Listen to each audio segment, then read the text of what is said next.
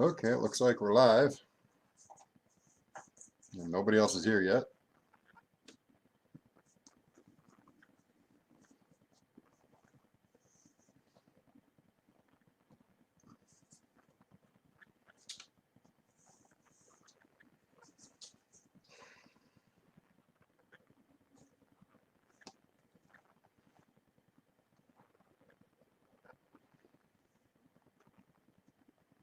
I invited a few, I just don't know if they'll show up.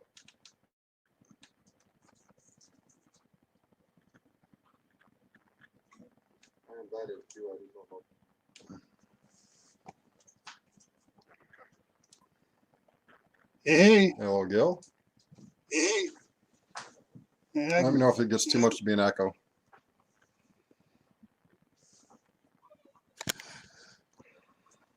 See what here.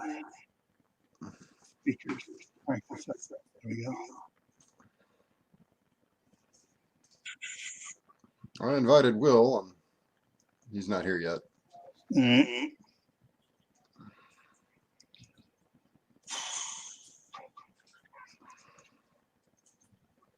How's my volume? Good on my end. Okay.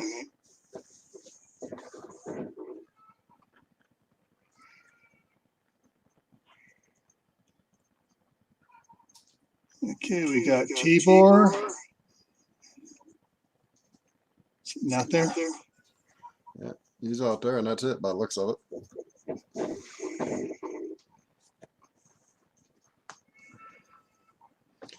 If you look right there, I got Charles, a plate carrier. All right. Hey, Tibor.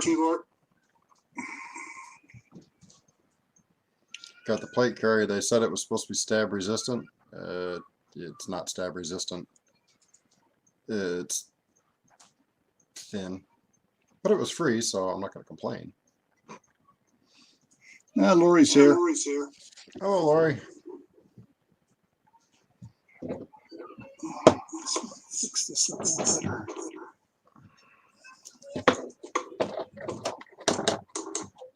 All right.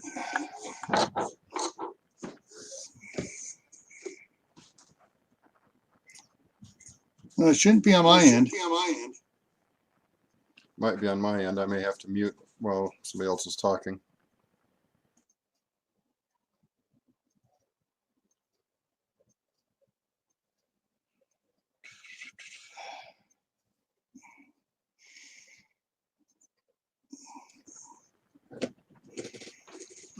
We got 4 now.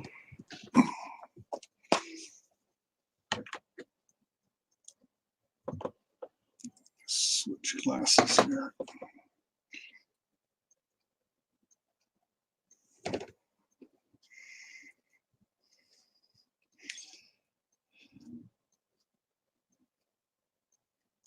Have you found a way to store what you need, Lori?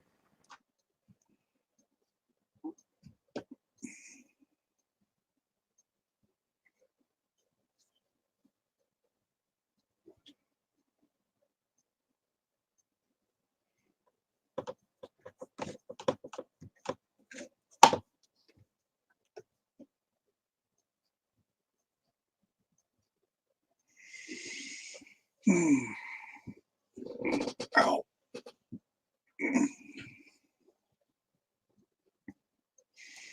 Yeah, Tibor, I'll just mute when I'm not talking because my camera's too close to the speakers and I don't have a set of headphones I can use right at the moment.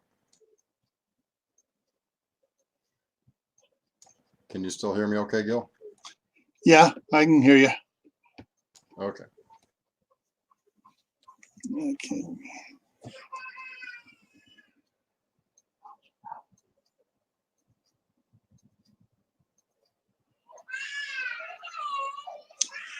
So what are we talking about tonight? Biggest fear in SHTF. Something I hadn't planned for, whatever it is. Murphy's Law, basically. If anything can go wrong, it will. Yep. And at the worst possible moment.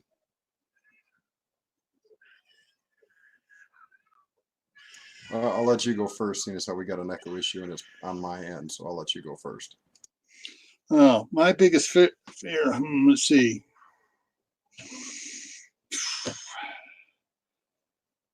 Well, it gets a little political on that one, but it's how to make it without getting you hit here. A rogue element of a certain political party takes over and just totally trashes the Constitution.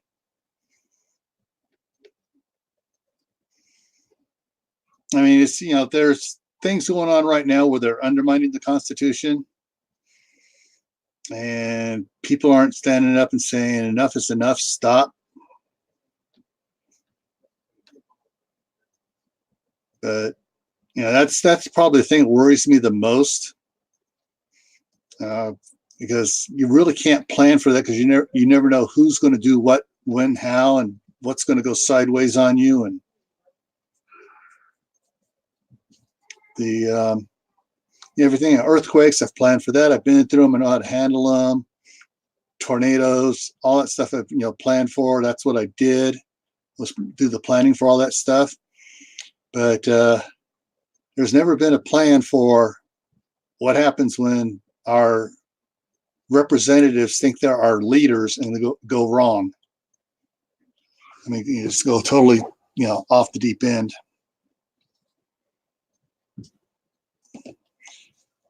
Let's see.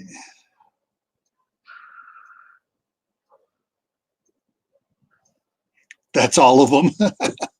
Now there are a few out there that are trying to do what they're supposed to be doing, but the problem is the way the history has sort of turned the political situation in Washington into a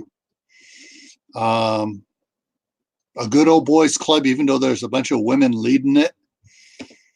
They're kind of stuck with their hands tied. The problem is we really can't do anything before they go rogue on us, unless we can get term limits put in. So like 2 terms for a senator and 3 terms or 4 terms for a representative, because representatives are only for 2 years. So 4 years for a representative, which gives them the same amount of time in as the president, and 2 terms for the senators, and because that'll clear out a whole mess of bad apples. Well, one would definitely hope that would clear a few out, but unfortunately, we have a bunch of rhinos, and my channel's so small, they can hit it all they want. It's not going to do any damage to my channel. I'll never be monetized. I'm not worried about it as far as that goes. So with the rhinos we have in office right now, even if everything suddenly turned around and we suddenly got a bunch of communication between the 2 parties and the 2 parties started working together, there's still going to be rogue elements. You got AOC, you got Bernie, you've got Warren Buffett, and a few of the other ones out there that are paying so much money to cause dissension in this country that even if all the Democrats suddenly went right, and started acting as Republicans, you still got those fringe elements dumping billions of dollars every year into creating dissension. So I don't see that ever not happening.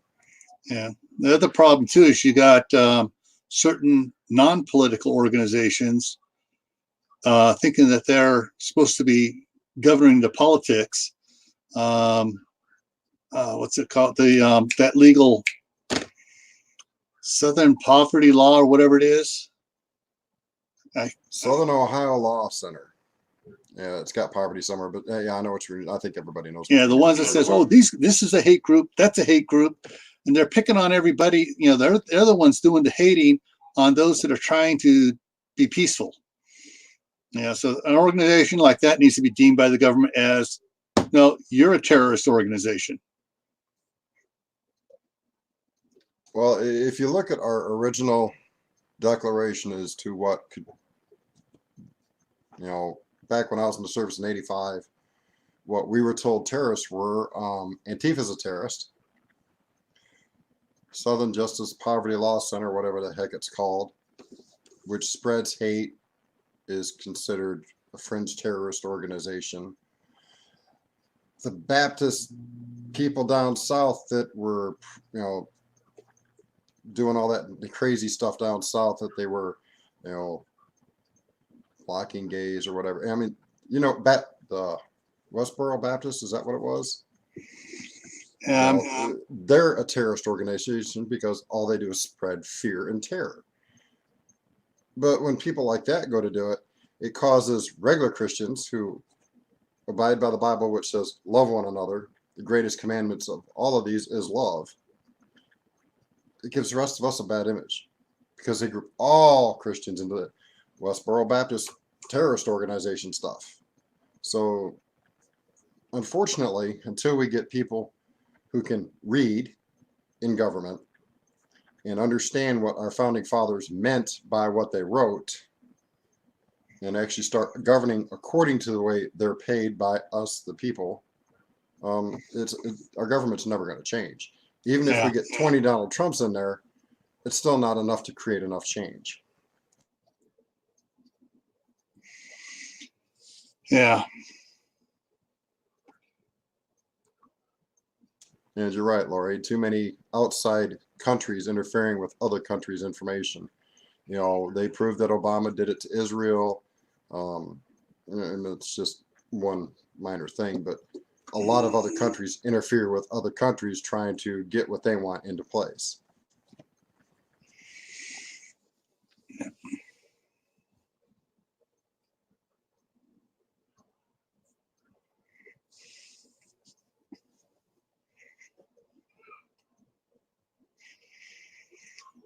Yeah. So when when I lean over here like this, I got another monitor over to the side here that I got the YouTube chat on, so I can respond back to them on that. So when I'm leaning over there, I'm looking to see who's, comparing, so I can say hi to somebody. Like Howie just came in. Hi, Howie. Hey, Food Forest, welcome. Yeah, I got the same thing going.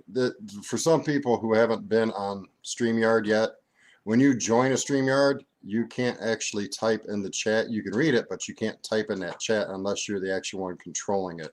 You actually have to have a second one open in order to type. So that's why Gil keeps bouncing back and forth. I've got both open just in case one decides to quit. I still got something open. I can read y'all's text.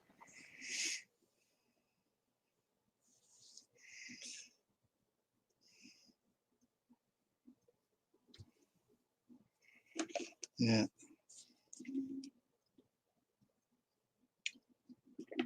We got 5 people out there.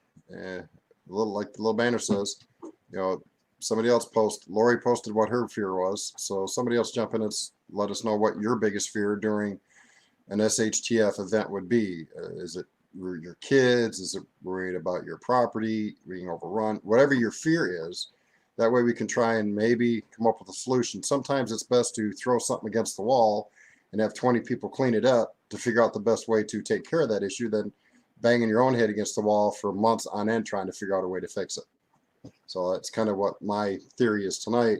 Is a group we can throw a bunch of ideas together and come up with a solution that may help fix things.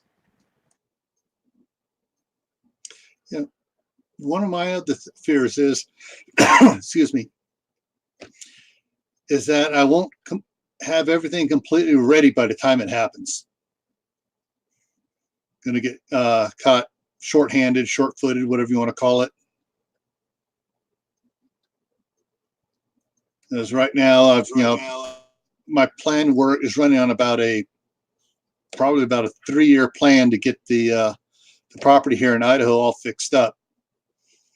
This next summer, I'll get a lot done, get a lot of stuff caught up, but it's like the well here. I'm probably not going to be able to work on the well until 2021. So that's a year and a half away before I'm able to actually get the well up and going. We're on city water right now, and so long as the city has electricity, their pumps will work, but I'm not sure what they have as a backup plan in case the grid goes down. Well, as you very well know, considering your former job, most cities don't have emergency long-term backup plans. They have generators that run short-term. Right. And like the city of Middletown where I live, a couple years back, we lost power in the middle of winter for 2 weeks due to a severe ice storm. And they consequently just recently replaced all the power lines outside my place, which fried a hard drive in my computer hard drive. But the city of Middletown ran its water pumps only for a couple hours each day on the generator to conserve its own backup power until they got their power back online. It took them almost 3 days for the city of Middletown to go fully back on power rather than their own generators. So Hey, Will. they metered it. Well, I sent you an email. Go read it. Yeah, he fell asleep. I wanted to. Kid wore me out, and he was at the neighbors. Yeah. Well, I almost missed it. I was in the middle of watching a new movie I just picked up.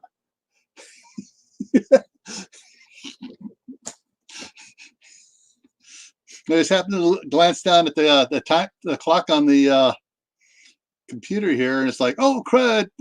So I paused the movie and saw your email pop up, and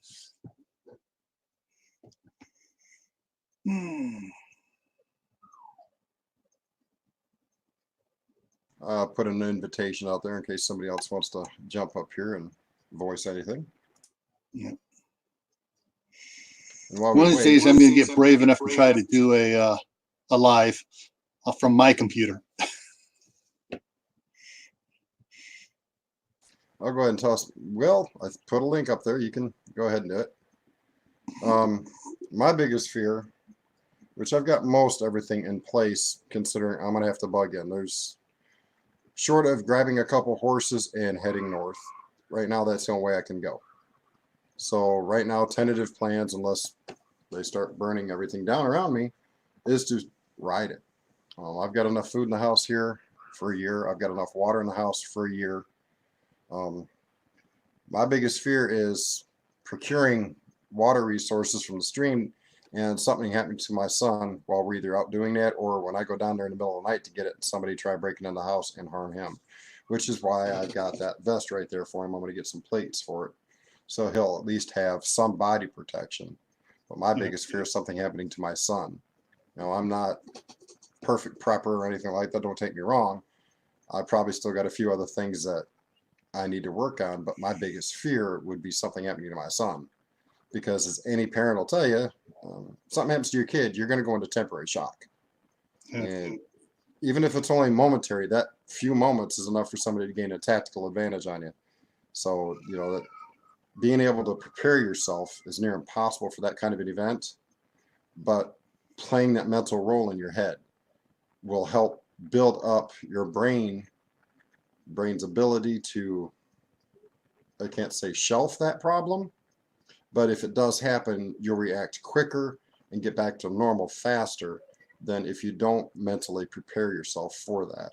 I mean, you can't physically do it, but you got to, and that's one of the things I learned in the military and basic training through a couple of classes that we took, is you have to mentally prepare as well as physically prepare for any of your endeavors.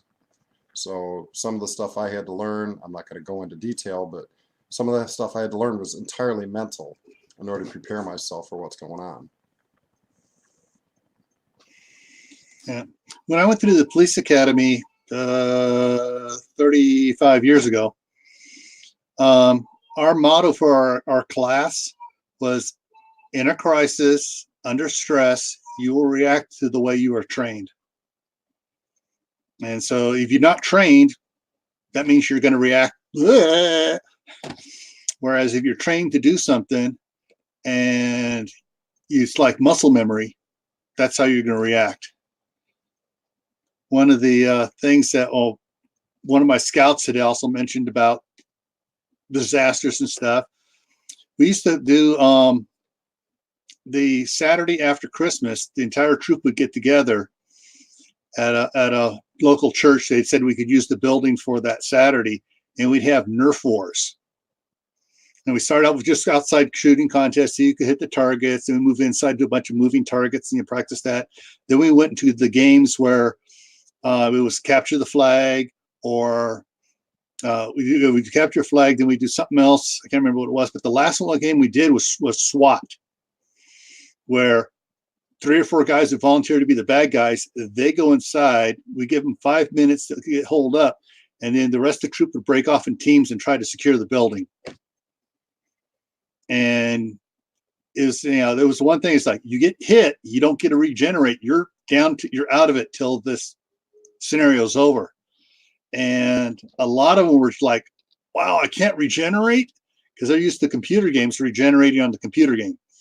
And it's like, yeah, you get hit, you're out. And so they suddenly were moving a lot slower and a lot more diligent and thinking about what they were doing than they were in the other games.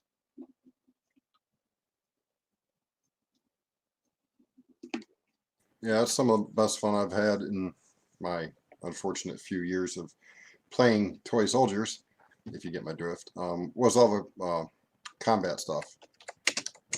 I sometimes played the bad guy, and sometimes I got killed pretty quick. Sometimes I was fortunate and lasted a little longer than everybody else, but that's the hazards of playing the bad guy.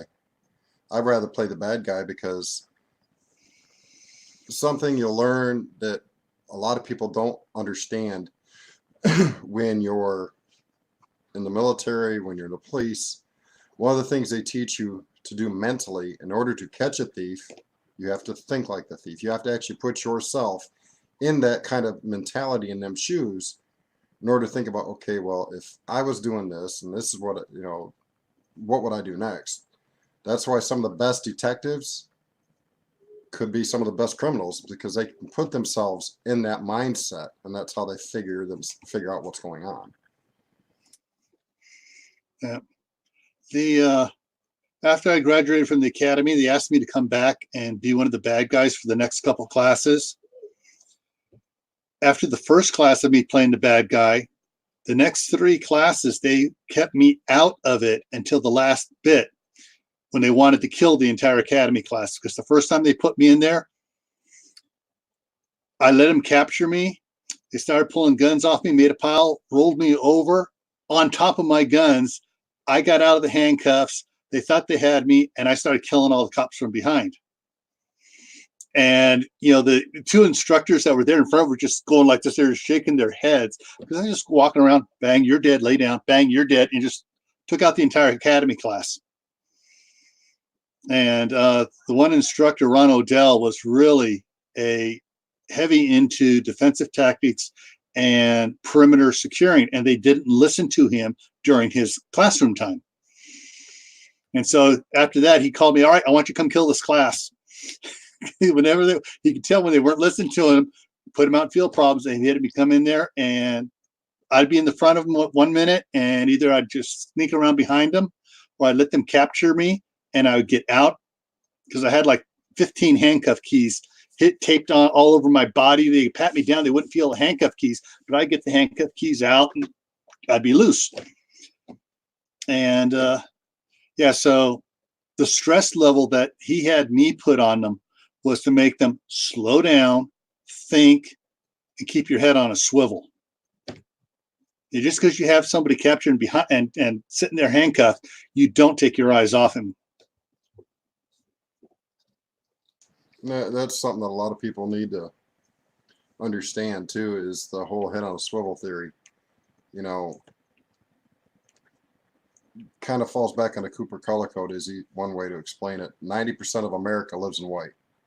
They go through their day, they pay no attention to what's going on around them, whether they're stuck to a phone or not. They're oblivious to what's going on 10 feet away.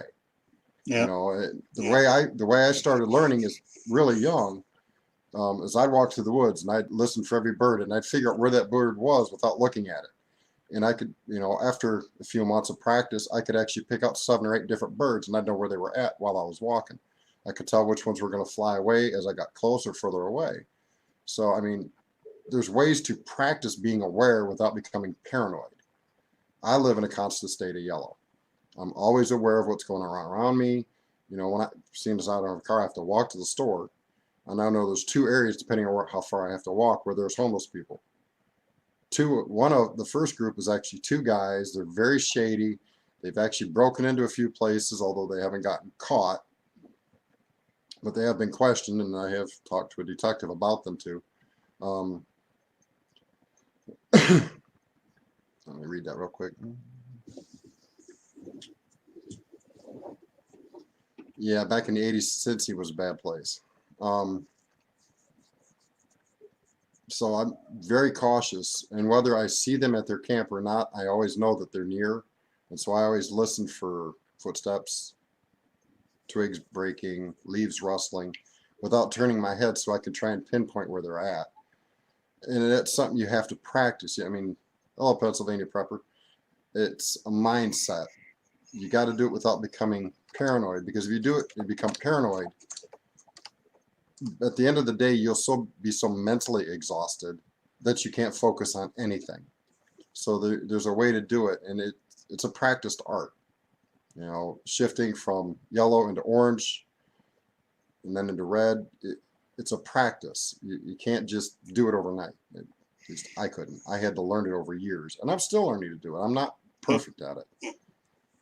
Yeah, it's like, in my video I did on the responding to Anthony at Palmetto Prepared. I've been doing emergency preparedness and all this stuff since 1971. And the one thing I've learned over all the years is that every time I learn two things, one of the things I'd previously learned is no longer valid. Things change. As far as supplies, which supplies you use, different things, everything's always changing. There's new stuff coming out, but the things that never change are the basic survival skills. Just lost it. Operational security, ConOps and stuff, where always aware of what's around you. That is what you always do. Doesn't matter what tools you have. You always need to be aware of what's around you, where your family is or your team, and everything. And that's one of the things that also just kind of worries me too, because right now my family is split. I'm up here in Idaho with my daughter, her husband, and her boys. My wife is in California with my boys. And if something were to happen, I'd be afraid that they would not. It'd be an instantaneous thing where there's no chance for them to get up here. But if it's happens over several days and they have a chance to get out and get up here, be so much more less stressful on me for them to be here.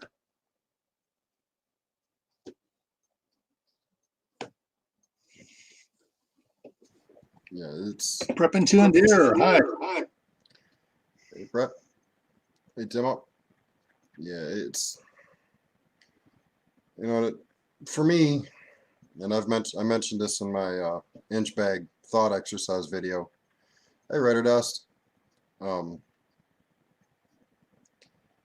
whole mentality of lone wolfing it's Hollywood fantasy, basically. I mean, I've got enough skills and I've got enough stuff here. I could lone wolf it for a while, but if it's a prolonged grid down situation, eventually I'm going to have to go find somebody to start trading with, a community to at least, radically prepared, a community to be able to communicate with, to get outside intel, because as a lone wolf, you're only going to get so much intel. Right. Because you don't have a network of other people. And that's one of the things and I'm going to make a short note of this. Everybody thinks that Prepper X, and I don't talk. Well, we don't talk, but I will give him credit on one thing. He pushes community to the point where, okay, there's people down south, down in Texas, they're building their community. He's where he's at building his community. He's got people out west building a community, and they're all working with a comms. So if something starts breaking out west, those people on the comms can get a hold of the people out east and down south. And, it's a nice little circle. And that's something a lot of people don't think about. They don't think about, oh, gee, I got this little radio. but I don't know who to talk to. Well, you've got to build up a community, whether it be local or long distance. You'll reach out and say, hey, this is what's going on in my area. What do you got to report? And you set up a timetable, like every 36 hours at such and such time. And, we'll check in. And that's something a lot of people need to do. If they're, like me, by yourselves, basically, in the middle of an urban area, I can reach out and touch a couple people that are in the local SEER group and, let them know, hey, this is what's going on where I'm at. And right now I've got some mutual assistance to where if it gets really bad, one or two of them might come up here and help me out to secure my area if I need it. But it's not a long-term situation. They're not going to leave all their stuff to come up here where I'm at. And I can't travel to where they're at unless I go walk 2 miles down south and grab a couple of horses from the guy I've talked to. But I got to drag my son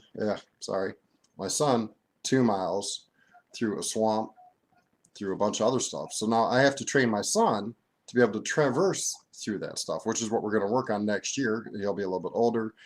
I've got him some better boots to be able to do it. I just got to waterproof him first.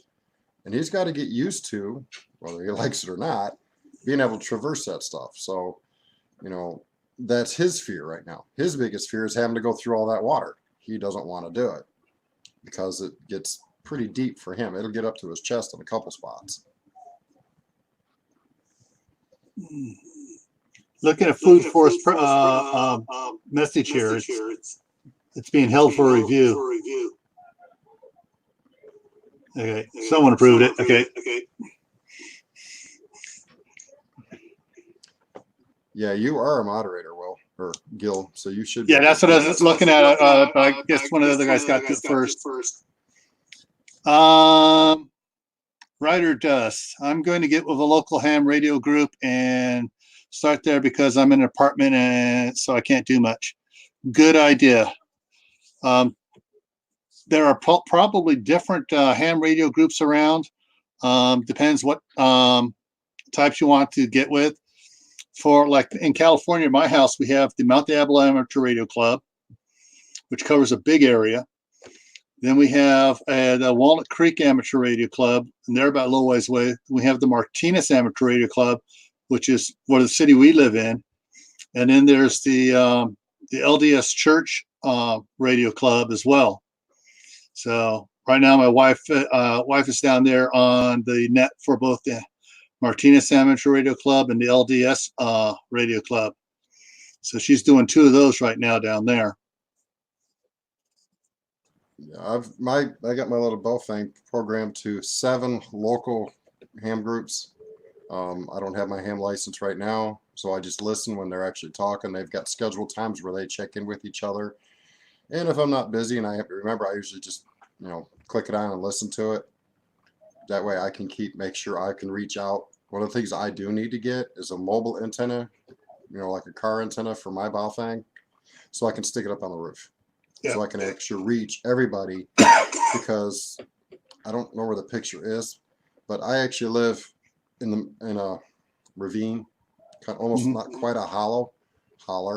Words are hard some days. But I got AK steel, which is nothing but steel interference, not quite a mile from me. And that's a lot of interference. All that steel creates hell on radio waves, whether people understand it or not. But the ham group that's due west of me, I can barely hear them on a clear day because of all that stuff. If I can get my antenna another 10 feet up in the air, that'll get me above most of that interference. I'll still have some of it, but I'll be able to hear them a lot better.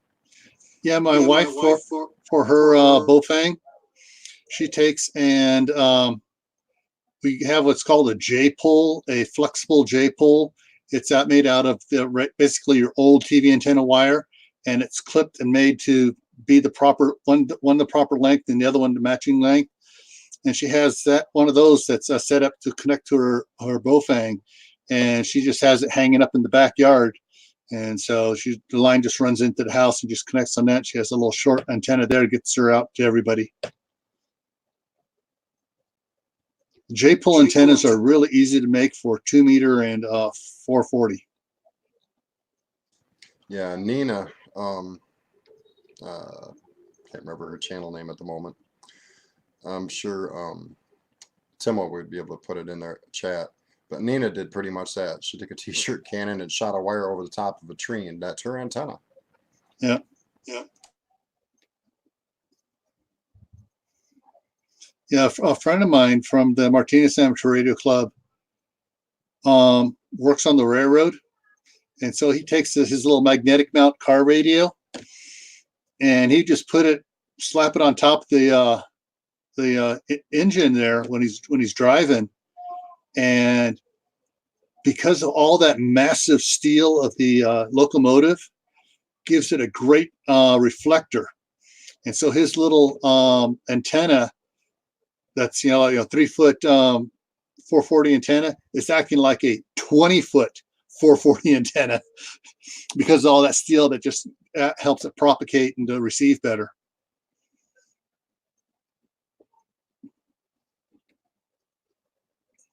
Yes, you can still buy the Baofeng. They're on Amazon, and depending on the frequency you want to use, they're as low as $100 each. If you want to use a frequency called 220, which hardly anybody uses, you can get a 10-pack for $100. I know the Boy Scouts in my council got several of those 10-packs for $100, so you're able to spread them around to a bunch of the troops when they go up to the scout camp at the summertime. That way they can keep track of anybody that goes out of camp to go fishing or whatever. You can also still get them off the Wish website too, as well as the extra antennas, the programming cables, and the whole 9 yards. Which, if you're going to pick up a Baofeng, I highly recommend getting the cable and downloading the software. Don't get the discs. Half the time the discs don't work. And I would recommend finding somebody that can program it for you. Just make sure you've got all the cable and the stuff, because sometimes when you plug it in, depending on your model of computer, the port that it tries to assign to your radio doesn't work. So you'll have to go through and check ports, and if you're not very computer savvy, it'll take you a long time to find the right port. I understand computers fairly well, so I was able to program mine within just moments because I just chose the right port. But they are still easy to get. It's just might take you a little bit longer. Yeah. I know when they first came out, it's like they were linked to Excel, so you set up the Excel spreadsheet with and it goes and it's done. Yeah, I've got mine saved. I've got an Excel spreadsheet saved for mine, and I don't know. I've got maybe 20 channels programmed to my radio right now out of 100 possible, so I got room. It's too small of a radio to actually reach out and touch anybody too far away. Well, for the little handhelds that we have, I got from Radio Shack when Radio Shack was still around, a antenna booster. Basically, it took the 5 watts coming into it and turned it into 30 watts going out. So when I put the antenna up on the roof or up in a tree or whatever, all of a sudden it's like I have a base station. I'm able to reach a lot of things for the price of a handheld, and another $150 for the booster.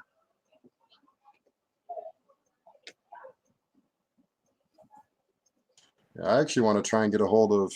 When I lived up in Michigan, I knew the guys that owned the police radio shop, the guys that did all the work on the police radios. And even though I'm not in Michigan anymore, I'm actually going to try and get a hold of him sometime next year to see if I can, procure a good antenna set for those radios, because it only takes a minor modification. You can use it for military frequencies, because the one radio I want to pick up was a Ranger RCI 2950 or 2970. Those radios will actually go into some military bands in the 30 megahertz range, which is a no-no if you want to stay a free person. But if poop hits the fan, some of those lower frequencies in the 30 megahertz are going to get used because they're easier to broadcast over short distances. And being as how I live just south of Wright Pat Air Force Base, and I know they use some of those frequencies during training, it would be, all right, see you later, Al. Thanks for stopping by. It would be nice to be able to have that information. So I definitely want to try it. But getting opened up radio, RCI 2950 or 70, you're looking at 400 bills, you know, or $400. Yeah. The one of the radios which I want to get is a vehicle mobile radio, but it's the quad band. So you have the 2 meter, the 440, the 6 meter, and the 10 meter on it. And that'll cover just about everything you really need without having to set up a big old base station. But that'll cover just about everything you need around the United States. And if you have that, and you have the repeater book to let you know where the repeaters are and what their offsets are, you can get a lot of, gather a lot of information and reach out and contact a lot of people. That's why I like that Ranger radio. It goes everything from 10 megahertz up into 400. If I remember, I can't remember if it goes into 400. I think it does, but I'm not going to swear to that part. But it goes everywhere from 10 all the way up there. And I've had one, and I had it 20 years ago, and I still kick myself in the butt for ever letting it go, because it's, dead keys at 100 watts.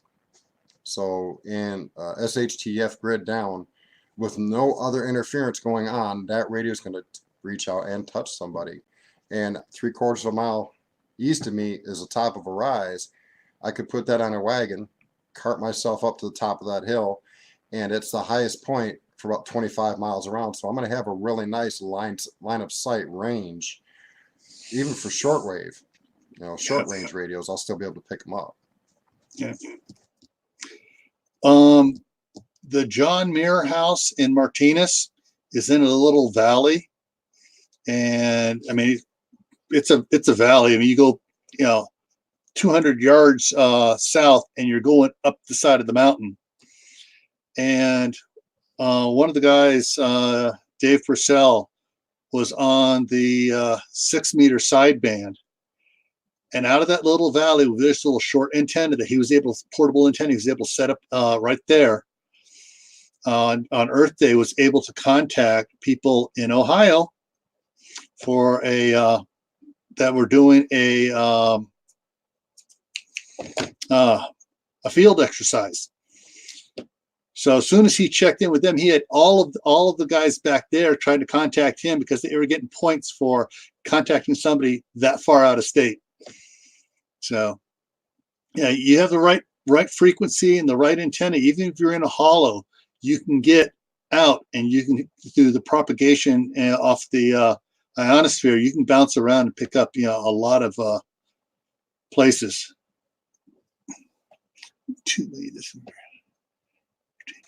Yeah, when I had that Ranger radio, I used to run skip a lot. 3, 4 o'clock in the morning when you're driving down the road trying to get somewhere and it's dead quiet on the CV. I just jump up to an upper range, jump on sideband, usually upper sideband, and I'd talk to people as far away as Germany. I one time hit somebody down in I can't even say the name now. Oh, I can think of it. But it pretty much halfway around the world by using skip. And it's fun talking to people in other countries that speak English. Yeah. Yeah, the best radio for doing that, unfortunately, will most likely not work in an HSTF or a Twaki situation. And that's the one made by Icon, ICON. It's called D-Star, which is a digital service that works over the internet. So if the internet goes down, you lose your long range communication with that one. But there's places, I mean, it's really big in England, Japan, South Korea, There are some areas in South Africa that it was big with. And like the state of Utah got a DHS grant to completely cover the entire state with for D-Star using the gateway towers. That way, anywhere in Utah, you can hit a gateway for D-Star radio to hit the internet.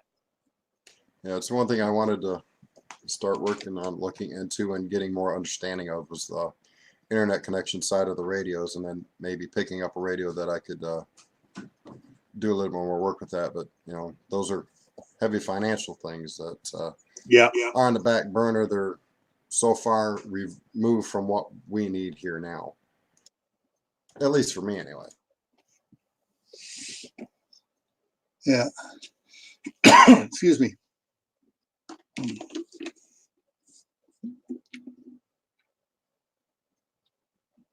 Yeah, I was going to type that out, but I couldn't remember his name that wrote us. Survival Comps has got one of the best informational videos on building antennas, be it for Baofangs or other radios out there. He's got some really good information out there.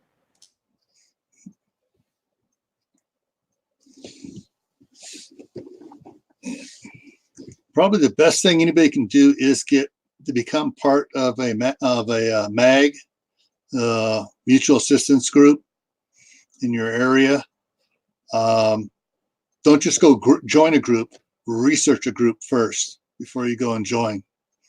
But up here in Idaho, I ran into a gentleman who's now a good friend of mine that is part of one, and we heard who I was and what I did, and he started hammering on the group to let me into the group. First they go, "Oh, a Fed, we don't want him part of the group." And go, no, you want this guy part of the group. He is not what you think a Fed is. And this was several years before I retired. But yeah, he's a pretty cool guy. His name is Ben, and he runs Minuteman Prep is his channel, and he's into a lot of the solar generators, you know, the battery packs and stuff, you know, the Apex, the Kodiak, and the Titan. And so he really does a lot of reviews on those things.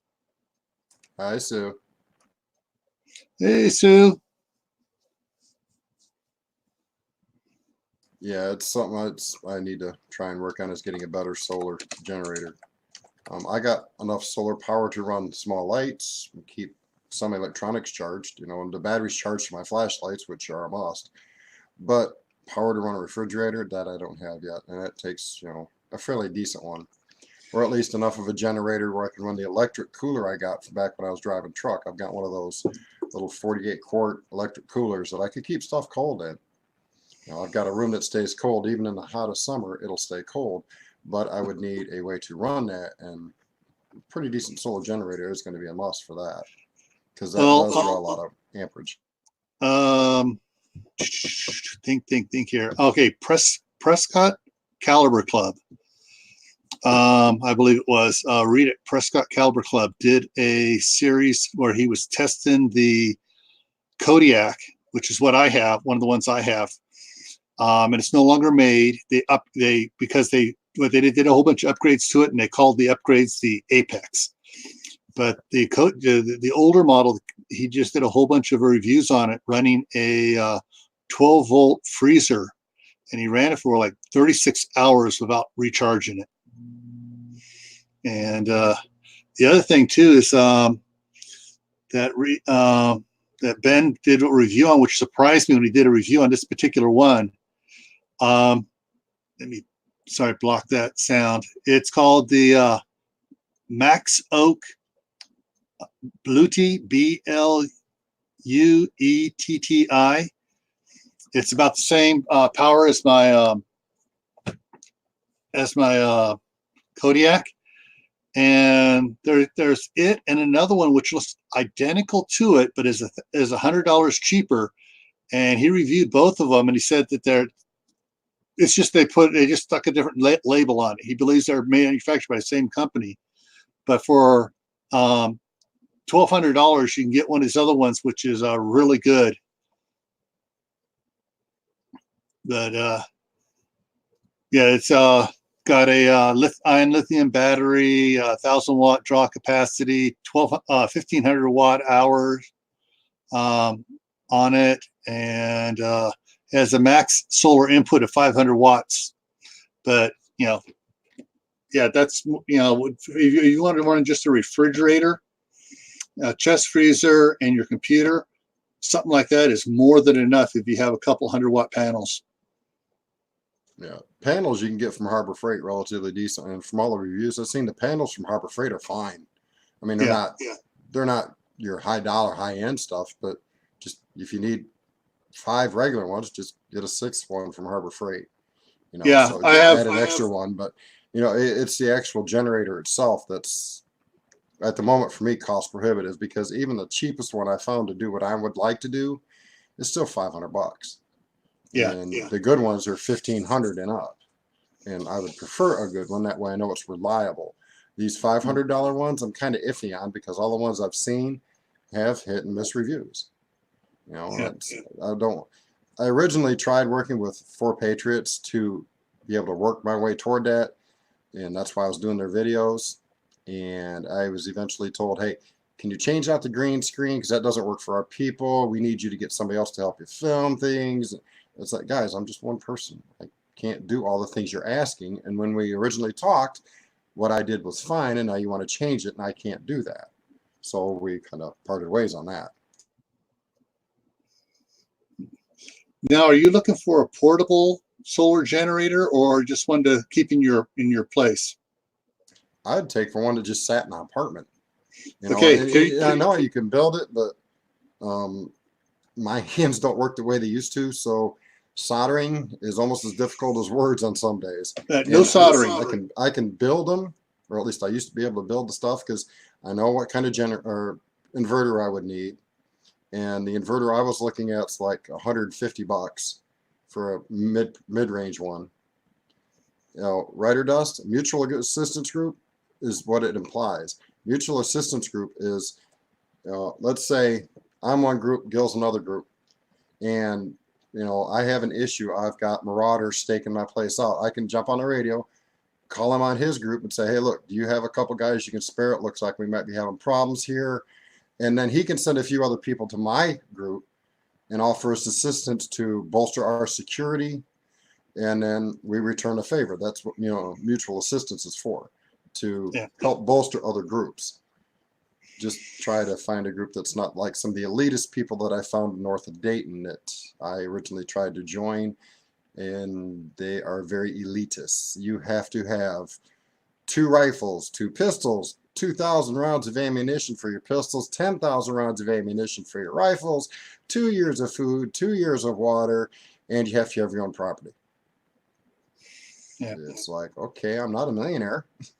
So that went right out the window. They set the stuff like that so high so people don't join them. They want to live in, I think they've got 40 people in their little commune is what I'm going to call it. But, it's like, Gil said, do your research before you actually join a group, because you may find out when you get there that they're going to say, hey, guess what? You can join us. And then 2 weeks after you're there, you've got all your stuff there. You find out, oh, they're elitist. And, oh, by the way, you're leaving and we're keeping your stuff. Yeah. And that is so prevalent in a lot of groups that I've actually personally checked into. Their key thing is, well, you can join us, bring all your stuff, store it here at our place. But if we don't like you or if we kick you out, we're keeping all your stuff. You can't have anything back. Not weapons, not food, not nothing. And I'm sorry, but if I'm going to take and spend my money, my time, my energy to help bolster your group, my stuff's leaving with me if I have to leave for some reason. If I'm leaving on my own accord to go to another group and I offer you stuff, that's a different story. But yeah, some of the better mags run a multiple tier level. See how where they have the property and everything. They got the facility up there, and you can buy into it. You can buy into it where you can lease an acre or two to put your own, bring up your either trailer or modular up there. Some of them just have areas where all right, this is your half acre. You bring your tents and you set up. So it depends on your buy-in level, what sort of which package you get. And you can always, and those the good ones will allow you to upgrade as your financial position improves.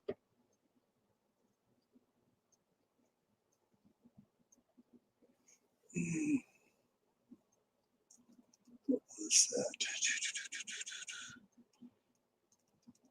Right, come on here. Well, see, I understand the whole, responded to Pennsylvania Prepper. I understand the whole idea of having property and putting property within a group, having a group go together and buy a plot of land. Let's, just me and 10 people get together and buy 15 to 20 acres up in the middle of Michigan, in the middle of nowhere, with a pond on it, with a stream going within a mile of it, and knowing for well there's another group that's nearby that's Christian, or it's actual church group, and we set up a group up there. If 15 people go into that, then there's got to be bylaws. There's got to be, hey, if you're having an issue and you need, if you're having a mental issue, you need time alone, there's a place in the back corner of the property. It's got a shack on it. Go sit there, go figure yourself out, and get back here as soon as you can, because we're going to need you to help take care of the crops, the animals, the buildings, the clothes, making stuff, running security, and if you're back there in that corner lot, that's your job to watch that spot. I'm not going to send nobody back there to bother you, but you need to make sure that you get your head straight quick, because if you're going to be part of this group, we need you here at all times. Because everybody, I don't care who you are, everybody has moments in their life where they second guess what they're doing. Their brain does funny little tricks. Yeah, some people can deal with it pretty quick. I have to take a moment back. I have ADHD. My brain goes 300,000 miles an hour every direction but the direction I try to go in, which is why sometimes words are hard. And there are times when I have to step back. Now, if I'm in an end-time situation and I'm in part of a group, I already know I don't have time to take the normal amount of time that I normally deal with. I usually take 3 to 5 days of everything. Hey, Josh. I'm only going to have a couple hours in that kind of a situation, because I already know I've got to get back and help the people I'm supposed to be helping.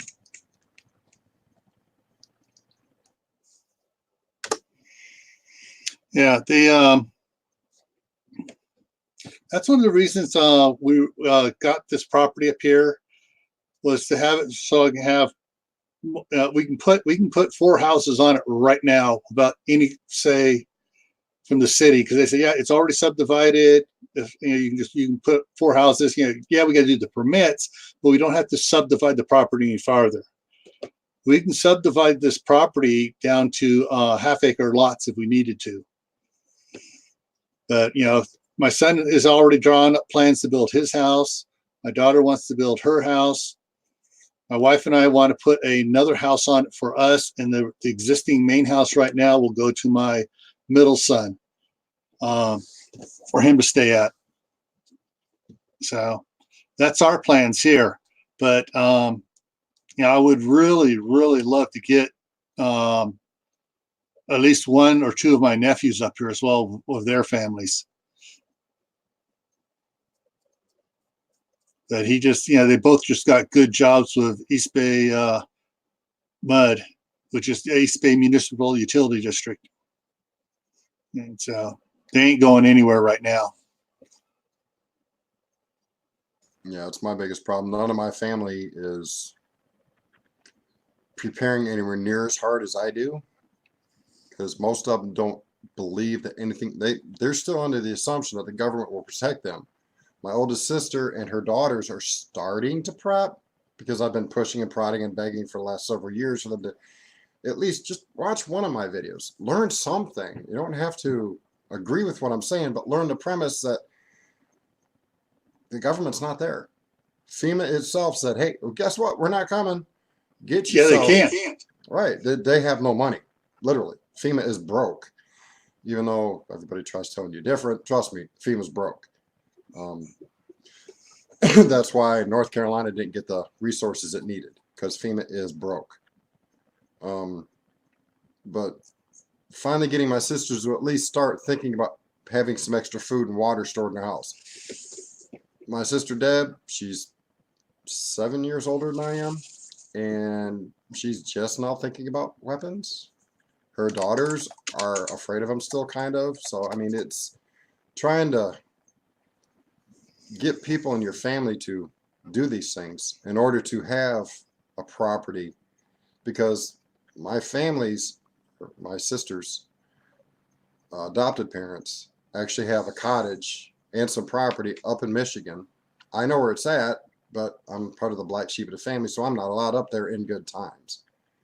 I already know that if poop hits the fan, that ain't nobody heading to that property. Nobody. So that's my bug out location, because I've already been told that nobody's going there.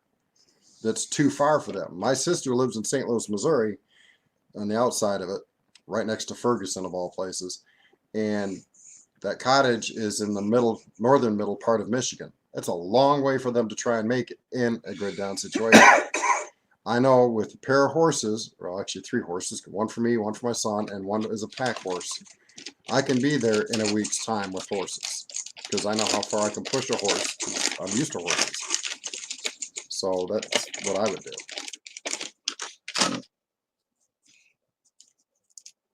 Yeah, well, let's see here.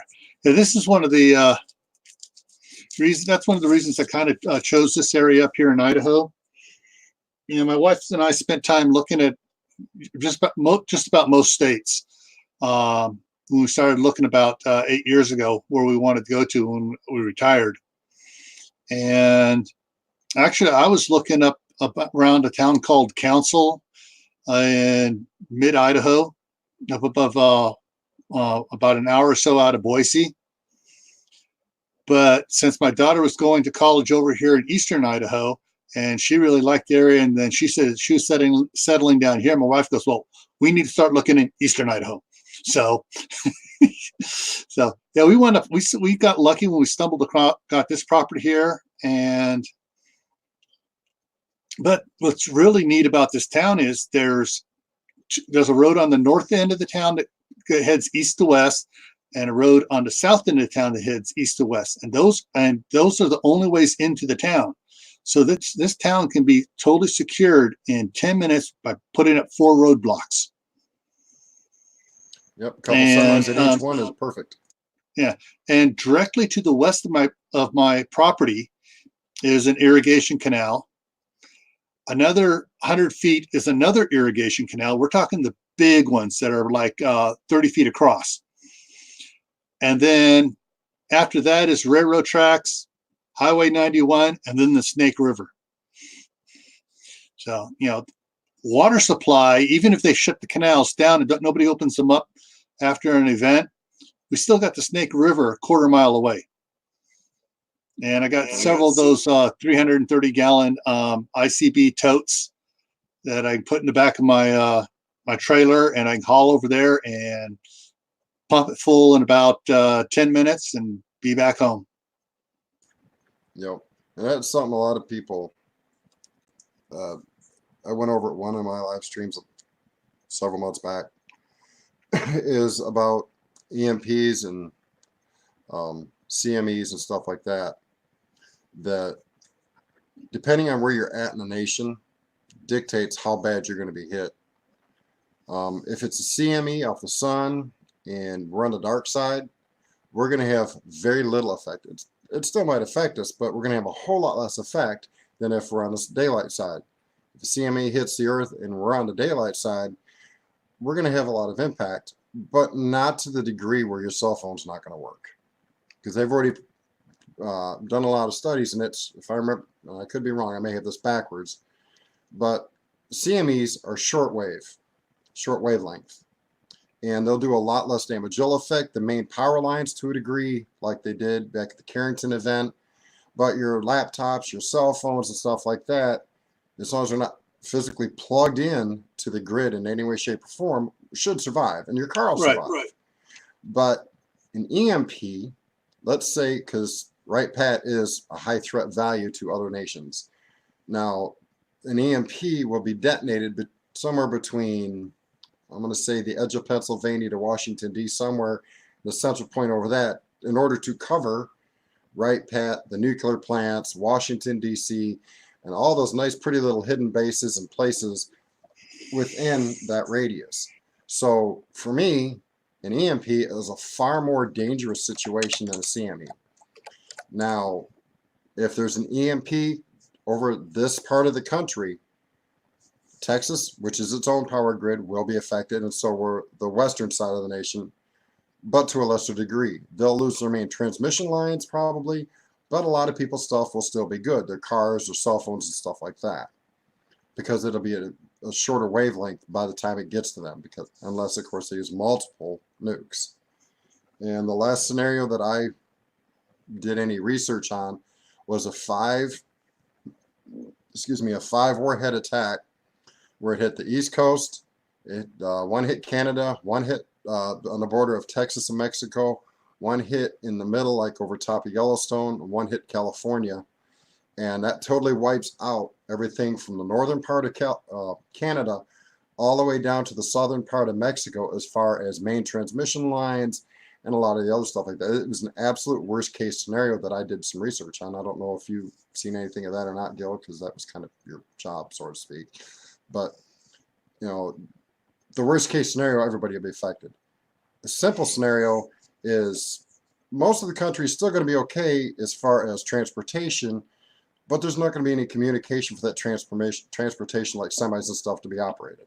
They're going to come to a standstill for the most part, because the main transmission lines will be down, your internet lines will be down, but most of your stuff that's not connected to the main grid will be fine.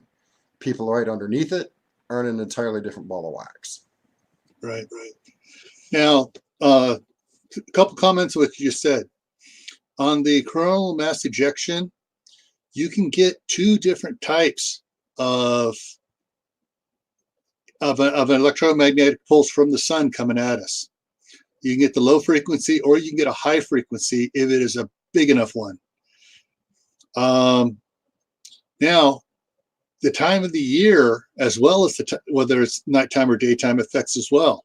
If it's dead winter time, the U.S. is going to come off a lot better, even if it is high noon, because Alaska is going to be totally in the dark all the time, and so the northern states are going to be a lot better off because we have there's a lot more atmospheric. I wish Uncle Al was still here. Our atmosphere will provide more interference for it.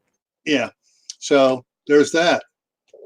Now, with your detonations of a EMP device, it depends whether it's a low altitude or high altitude detonation, and the type of detonation. For this, I really have Ben Gilmore in here. That's his stuff. He studies that stuff really a lot. But there is a type of a detonation that uses. Trying to think here what it is. Isn't there one that actually has 3 different wavelengths that cause, if I remember correctly, there's one type, and I can't remember which one it is off the top of my head because it was like a year ago that I read about it. But there's one type that produces 3 different wavelengths, and 2 of those are very hazardous. One's not too bad. Right. If there's one thing, it's sort of like a gamma burst detonation, and that will fry everything. I mean, that's the hardest one to make, but it will fry everything. Yeah, that's the long wave, if I remember correctly, isn't it? Something like that. Tibor said the hangars are mesh lined for the Air Force bases.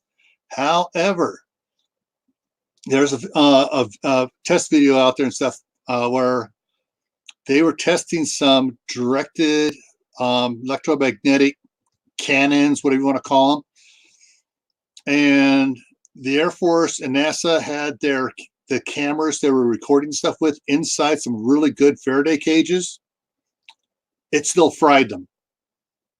They were filming the event showing what happens to the computers and stuff, and the cameras went out because the Faraday cages weren't strong enough to protect them. So, that's the other shoe that's going to drop is a more technologically advanced country using one of those things on us. Yeah, I don't believe North Korea has that kind of a nuke at this point. No, Russia and China, on the other hand, do. yeah. And Great Britain does, Israel does, France does. I'm not sure if anybody else in the European Union has that technology. Germany might. Germany might have it as well. Yeah, in fact, I think Germany does. You know how our great leaders of the other party like to share information with our allies. Don't you mean give the information to the enemies? Well, they're our allies right now, but next week they could be our enemies, but we'll still share it with them. Yeah, just like selling 90 or what is it, 70, what was it, 72% of our uranium rights to a foreign nation that was considered our enemy at the time. Yeah, that was Hillary Rodham Clinton. When she was Secretary of State, worked that deal out. Oh, we benefited so greatly from that, didn't we? Yeah, I've yet to see any proof of any benefit. And I we know never will. It wasn't the Clinton designed for Foundation, us. the Clinton Foundation benefited a lot. They got a lot of donations. Yeah, I'll steer clear of that because I'm a very passionate person, and sometimes I get too passionate when it comes to our politics of this country because there's so many things that are wrong, and then very few things that are actually right. That I have a tendency to turn snowflakes into crying, sniveling little babies, and then their other friends get angry and irate and leave all kinds of nasty comments, which I Yeah, have to go through and delete. yeah.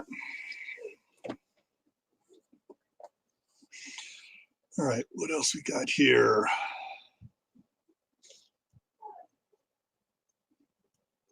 Yeah, one of the things I was reading what Tibor said back there about he and his wife, it started in the 70s, had their place, but because of his wife's health, they wound up selling stuff. But one of the things that my wife is supposed to be doing here shortly is transferring all of our belongings into a S corp and or a living trust. So if something happens to me or her medically wise, that stuff cannot be touched because it doesn't belong to us anymore. Right. If my understanding of it's correctly, and I only did minor research because I had to look into it. My mom was passing away. Um, the living trust, I think it's the right words, is actually the safest way to go because it's not taxed either. Most other ways can be taxed, even if it's minutely. I do believe the living trust is the only thing that's not taxed. Well, if the living trust is making money, it can be taxed. But on the death of the person, a living trust is not taxed with any inheritance tax or any of that type tax. That's Yeah, what that's what I was referring to. trying to think which Rockefeller it was. Um, Basically, he owned everything.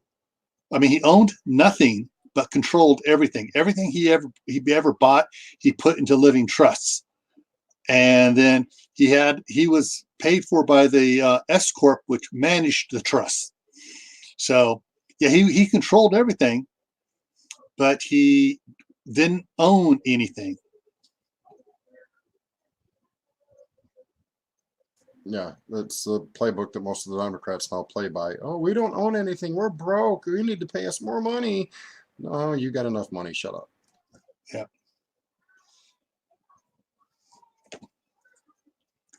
Now, one of the things that on several of my videos, and you've probably seen them where I've talked about the planning things out, like the 15 points before you buy a bug out location or a redoubt, whatever you want to call it, is budgeting and research. Like I said, it took my wife and I, we started looking 8 years before we got this place.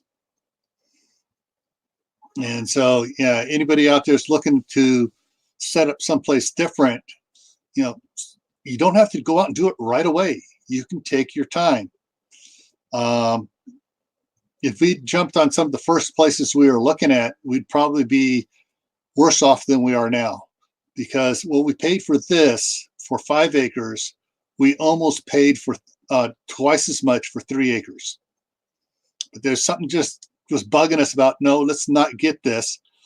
And about 2 months later, we got this property. Yeah, I found my property up in Michigan. Unfortunately, it's just out of reach. And I didn't worry about prepping until it was almost too late. When my mom passed away, I went $280,000 in debt instantly due to medical bills. You know, I was the financial executor of her estate, which, you know, when we wrote this up 5 years beforehand, she wasn't sick. We thought we'd be able to put some money back for, you know, any incidentals that might have occurred. We never figured that she was going to die from Lou Gehrig's disease. It was the furthest thing from our mind.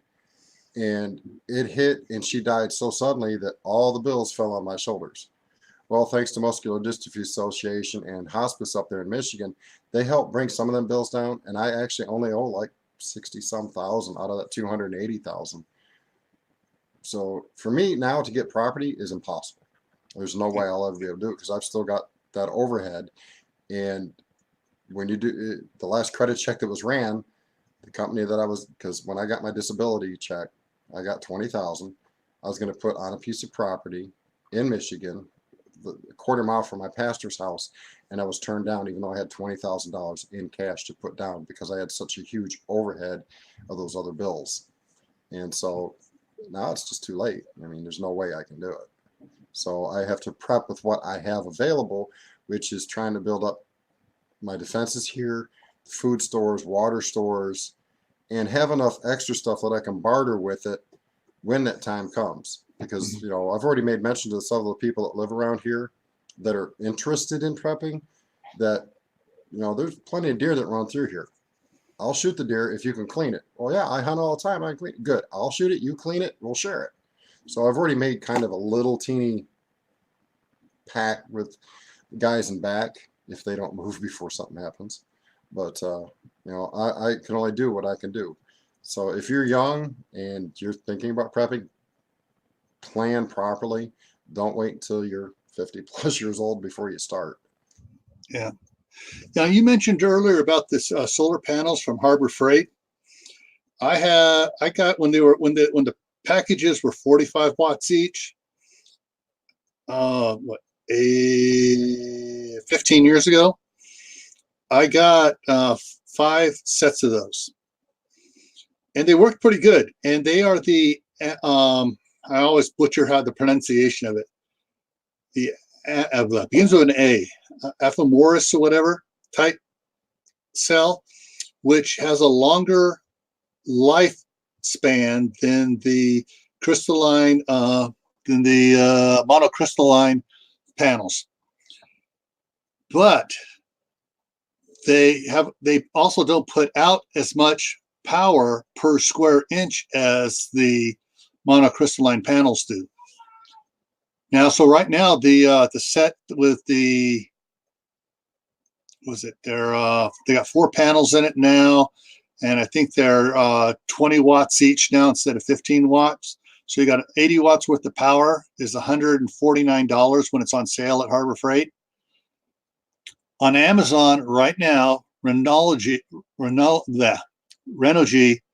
which is one of the better panels, 100-watt panel is $119. And so once I found out about Amazon, what Amazon had on it, I stopped buying those ones at Harbor Freight because I could get one panel, which had a smaller footprint than the 3 panels and had more power on it.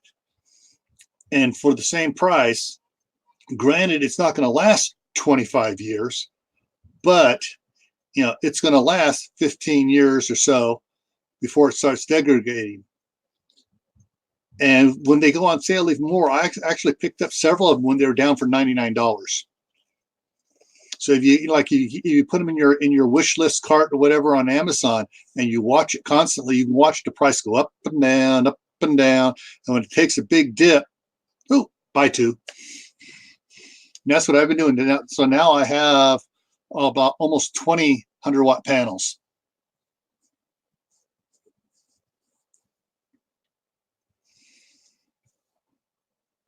Yeah, that's one of my wish list items, solar. I've got to try and take care of a few other things. You know, my disability check was held up for a while due to them trying to take it away, and I had to go back to court several times. And now that that's actually taken care of, now I got to catch up on all them bills that accumulated for those 6 months. So that's fun. Yeah. But I'm thinking sometime, God willing, the world doesn't end before then. Sometime in February, I should be clear enough ahead to where I can actually start building up. If nothing else, I'll build my own solar generator because you know you got to have a controller, you need a power supply, you need the batteries. When it comes down to it, building your own, the batteries are what's going to kill you. The Yeah. batteries, the good ones, are going to be the most expensive component because if you're going to do it, you need to do it right. And even going the cheaper route with the marine deep cycle batteries, those are still kind of expensive. You know, for Yeah. a good battery, you're looking at $150.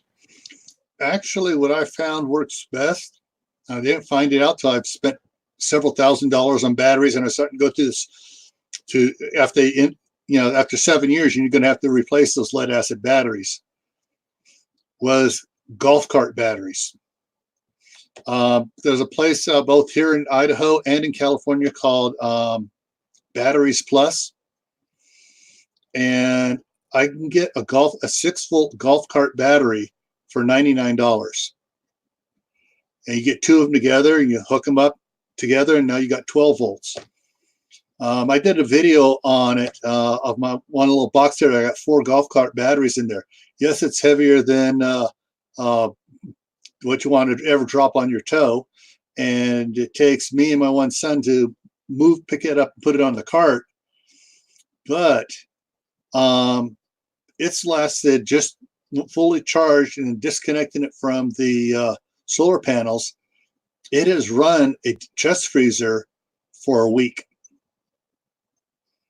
And then the inverter starts going beep because it's got too low voltage on it, and I got to charge it back up again. But it will do that.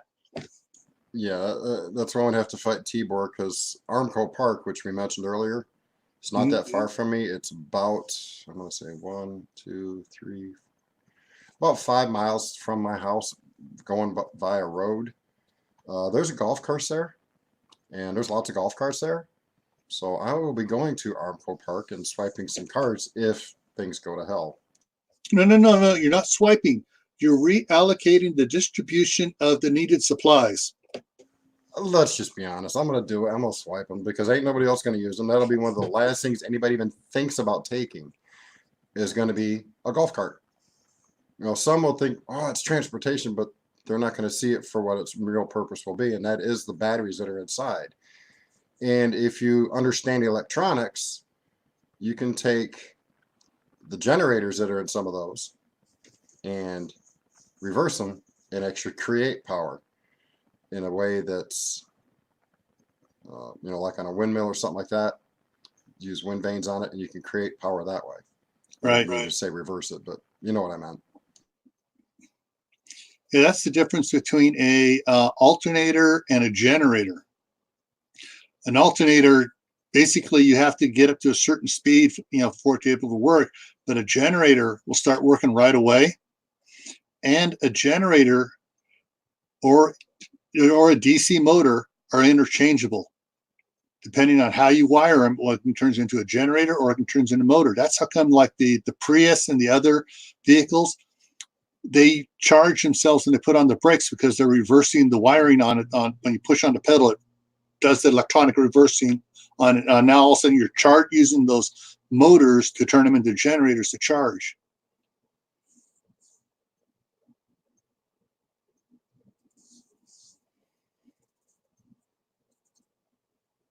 I'm just reading Ryder Dust's comment here.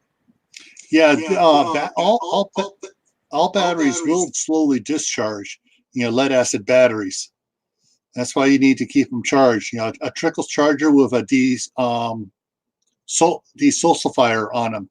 That way you don't get the sulfur building up in the batteries.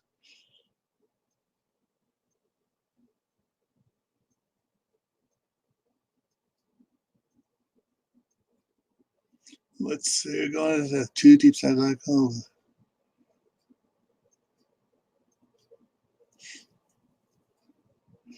All right, Dust, Writer Dust. That sounds like a good idea for a video. So everyone check the side. Keep an eye on the chat there.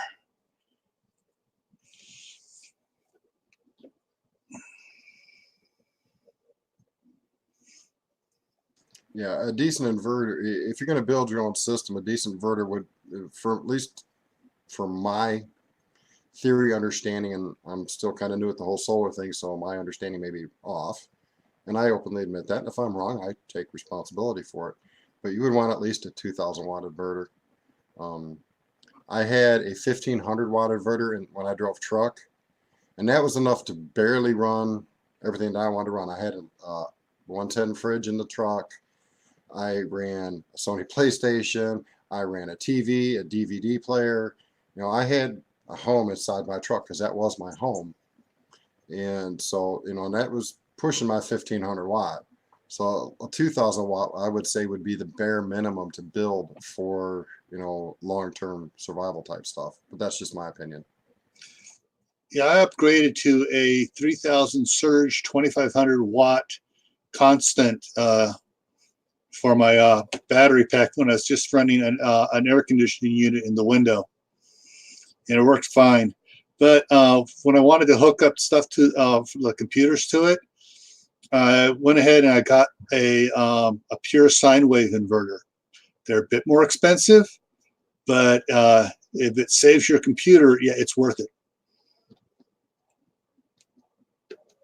Oh, I thoroughly agree, because in long-term situation where, you know, nothing's coming back anytime soon, a lot of us have information stored on our computers or external hard drives that is going to be information that we can use to barter with, because a lot of people aren't going to have it. You know, they're not going to know how to grow their own food. They're not going to know how to do anything that's needed. You know, some of these people are going to be forced out of their homes, living in woods, but they have no clue on how to build even a basic lean-to, let alone a shelter that'll protect them in the wind. Okay, I'm sorry, I started to laugh there, but what Tibor put out there, yeah, about the airports. In California, the Bay Area airports, where they have all their tugs and baggage carts and the plane tugs for pushing the planes around. They started put in electric charging stations and they're going to all electric ones. So if everything goes down quick and there's nobody at the airport, those tugs out there, if they are the new ones, are all batteries. A lot of battery power.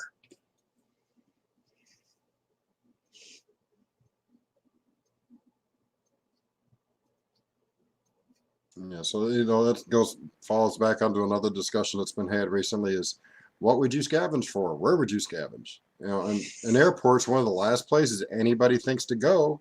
So it's one of the first places I would rather go. I want to go to the places where everybody's running to the grocery store. I've got food. I ain't got to go there right now. Yeah. You know, and the last thing they're going to touch in that food store is the fish stuff. So fish mocks will be readily available, because that's one of the last things. Nobody will think about it. The Tibor. average person thinks. Go ahead. Sorry, Tibor says if anybody has any questions.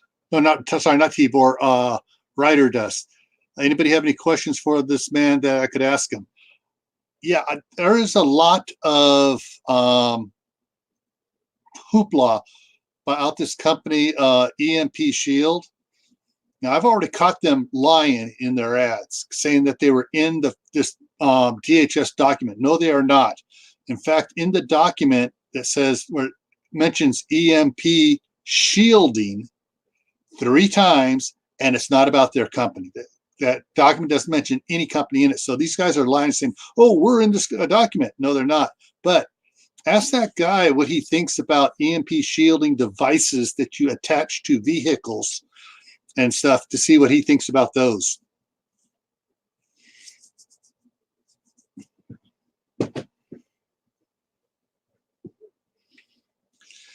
I would rather personally have a military grade Humvee. Call it good. Yeah, actually, I've been drooling over the Oshkosh Cougar. MRAP.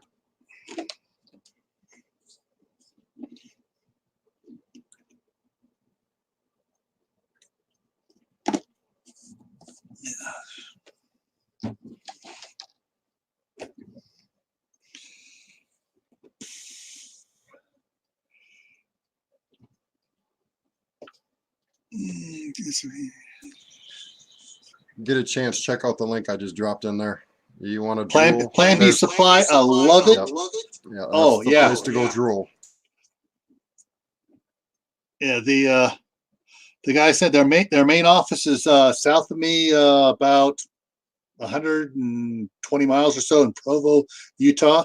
But they have stores down in Las Vegas and I believe Tempe, Arizona. But yeah, I love what they do with the 5-ton trucks, turning them into crew cabs and shortening the bed up on them. Yeah, and actually, just getting a base deuce and a quarter, they're not that expensive, even even through them. It's just for me, the shipping would be astronomical because it would have to be hauled on a flatbed drop deck to get it here. Yeah, And I know a lot of flatbed drop deck drivers that make really good money because they run drop decks. It's not cheap to ship them back over here. But a base deuce and a quarter, last time I checked, about 15,000, but it's guaranteed to run. It is already EMP shielded. You don't have to worry about that.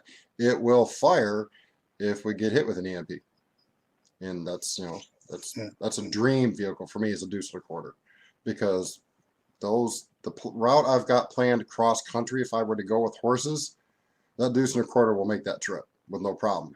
And there's enough fast food restaurants along the way, and I know how to purify oil that's in them grease traps. I could get to where I got to go in Michigan. It may run like crap by the time I get there, but it'll still be running. yeah. One of the things that I've looked at as far as those, the stuff that Plan B has is the 5-axle, the low bed hauler with the big winch on it, because that thing crab walks all 5 axles. That it's all 10 tires turn, and it can go whichever way you do. But yeah, I mean it wasn't that expensive for what they were listing for it, straight the way they were getting it. But yeah, they're saying Plan B has a lot of good supplies there, and they're making accessories for the Humvees. They're making for the Humvees they have the soft-sided doors on them. They're making them out of doors out of aircraft aluminum for them, so you can get a kit for those on them. Jackson RC Aviation is here. That was a very good video that Will showed from your channel this morning, Jackson. Yes, it was. I love watching RC stuff. I used to be a sponsor driver back in the 90s, late 90s. I went to a couple national events. I just recently got back out of it after putting a lot of time, effort, and energy into it. And I had some very expensive RCs back then, even up to a couple of years ago. But I just don't have a vehicle now, so there's no sense in getting into it because my passion is racing. And there's really no circle tracks around here because my favorite RC was short course trucks going oval or carpet ovals with 12 scales. And I'm not the greatest, but I was fairly good at it. That was my passion back then. But that's how I understand a lot of the LiPo battery stuff and how to deal with that stuff. Yeah, the only RC stuff I ever did was, I was just, actually it was my junior year of high school. It was with my cousin. He's about 9 years older than I am, and he made a handmade kayak look more like a battleship structure on it. And we were joking around, so we built a battleship structure on top of it. He could take on and off, and he put an electric trolling motor in it, and we hooked up a remote control on that, and he'd putter around out in the delta out there between Martinez and Benicia, where the old mothball fleet was. And he'd go putting out around the mothball fleet and see all these guys what the heck? Here's this little miniature boat going on. Yeah, if you want to watch some pretty cool stuff, go to Flight Test here on YouTube. They are actually based here in Ohio, and Flight Test is taken and really revolutionized getting into RC flight through using foam board and, well, I can't really call it cheap, but they make component kits that are everything you need. It's got the motor, it's got the motor pod, it's got the speed control. All you got to do is provide your own batteries and radio, ACR. ACR. Flight Test has really made it really easy to get into RC airplanes. And like I put in one of the other videos I put out there, drones in a long-term situation, as long as you can keep it protected, are going to be a valuable asset. And you're going to have to know how to fly them. And so getting into something cheap, like through Flight Test, learning how to fly, because, you know, helicopter drones are cool, but you get more range out of a plane. You can get it up higher. The FPV will still work as long as you set it up right. And the planes are a lot quieter than them quads. So being able to fly a plane high enough with a good enough camera, and they're getting pretty cheap nowadays for really good cameras, you can see a long ways. You can see 5-10 miles away with a plane high enough. The people you're looking at aren't going to hear it. You're not going to have the greatest resolution, obviously, but you're still going to be able to see movement. They're not going to hear that plane. Where a quad, most of those are so doggone loud. You can, even today, you can hear them a half mile away. Yeah. So in a grid down situation, that quad is going to be heard 5 miles away because there's going to be absolutely no noise. And it's going to be a target. Yep. And that's something people got to understand too, that's not very well talked about, is in the end time, grid down, it's silence. And when the old term, they say silence is deafening, until you've been somewhere that is absolutely quiet. And the only places I've found are, there's some places in the UP in Michigan, and there's some places out west in the middle of cornfields that are that quiet, and a couple places out in the desert. But even in the desert at night, there's still wildlife that make noises. You know, it's that silence really closes in. It almost makes you claustrophobic because you think you hear something, but there's nothing there. Your ears will actually start to hurt. Have you heard of RC dirigibles? Yep. Now, I would think that those things, see if they're helium filled, could stay up hours, because all you have on is just control motors, just to position them wherever you want them at. So that should be able to be a really good prepper tool for security observation.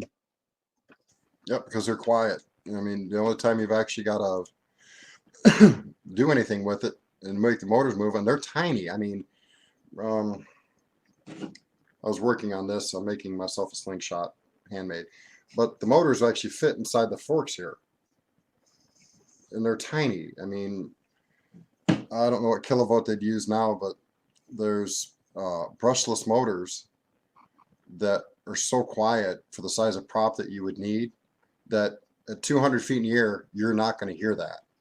Now, they're not going to go up a whole lot because you will actually get out of radio range if you get too high. So you're going to put it up about 350, 400 feet at max, and you can just have it set, slowly turn. Nobody's going to hear it. And that high up, all they're going to see is a little pin dot in the sky. They're going to think it's a bird or something.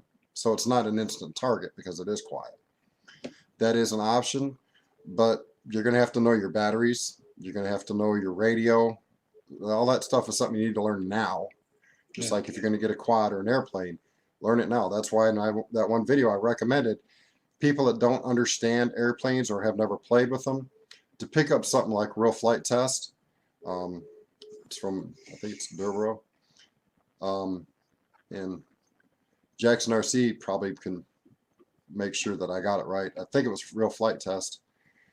It's one of the better ones. You can get a radio system that comes with it to teach you. It's got really good air.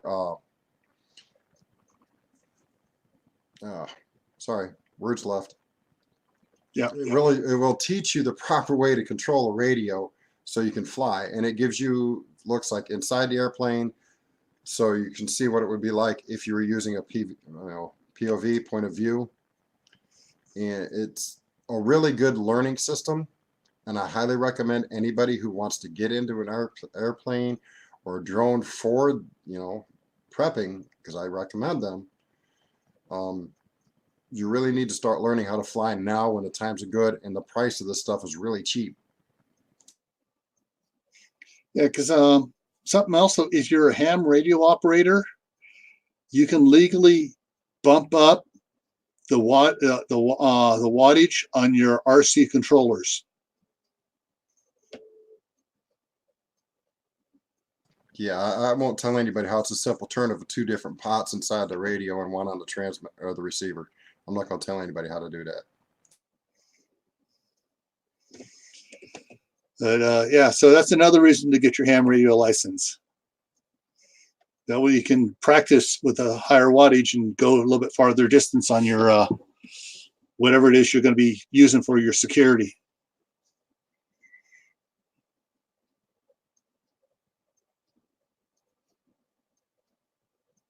Yeah, because I personally, I feel, especially for me, being in an urban area, and I do need to upgrade the drone because the one I had got stolen. It was a DJI Mavic. That got stolen within hours of me purchasing it from the hobby shop. My son and I went into McDonald's. We went into the bathroom to wash up, came back out, got our food. So by the time we were in the bathroom, somebody broke into my Jeep and took it. And so, yeah, I have to replace it eventually. I'm actually going to go with a cheaper one now, though. And DJI's actually got a newer one that's got all the characteristics of the Mavic and is actually at 249 grams, which is under the 250 legal limit to make it registered. So the new Mini from DJI is actually, everybody can own it. Everybody can fly it without having to have it licensed. You still have to follow your personal licensing and all that stuff, but you don't have to register the new Mini. And it's for around $300. You can't beat it. And it's got a 30-minute flight time. Get a couple extra batteries, keep the batteries and all that stuff in EMP bags, and you're golden.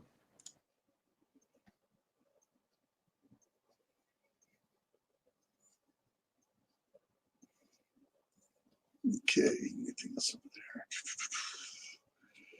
there? Yeah, we've been going for a little while now. Anybody in the side chat have any things that are their biggest worries for a SHTF or Tawaki situation?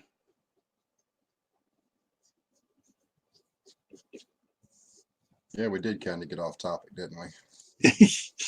Hey, sometimes getting off topic, you get into some really good information.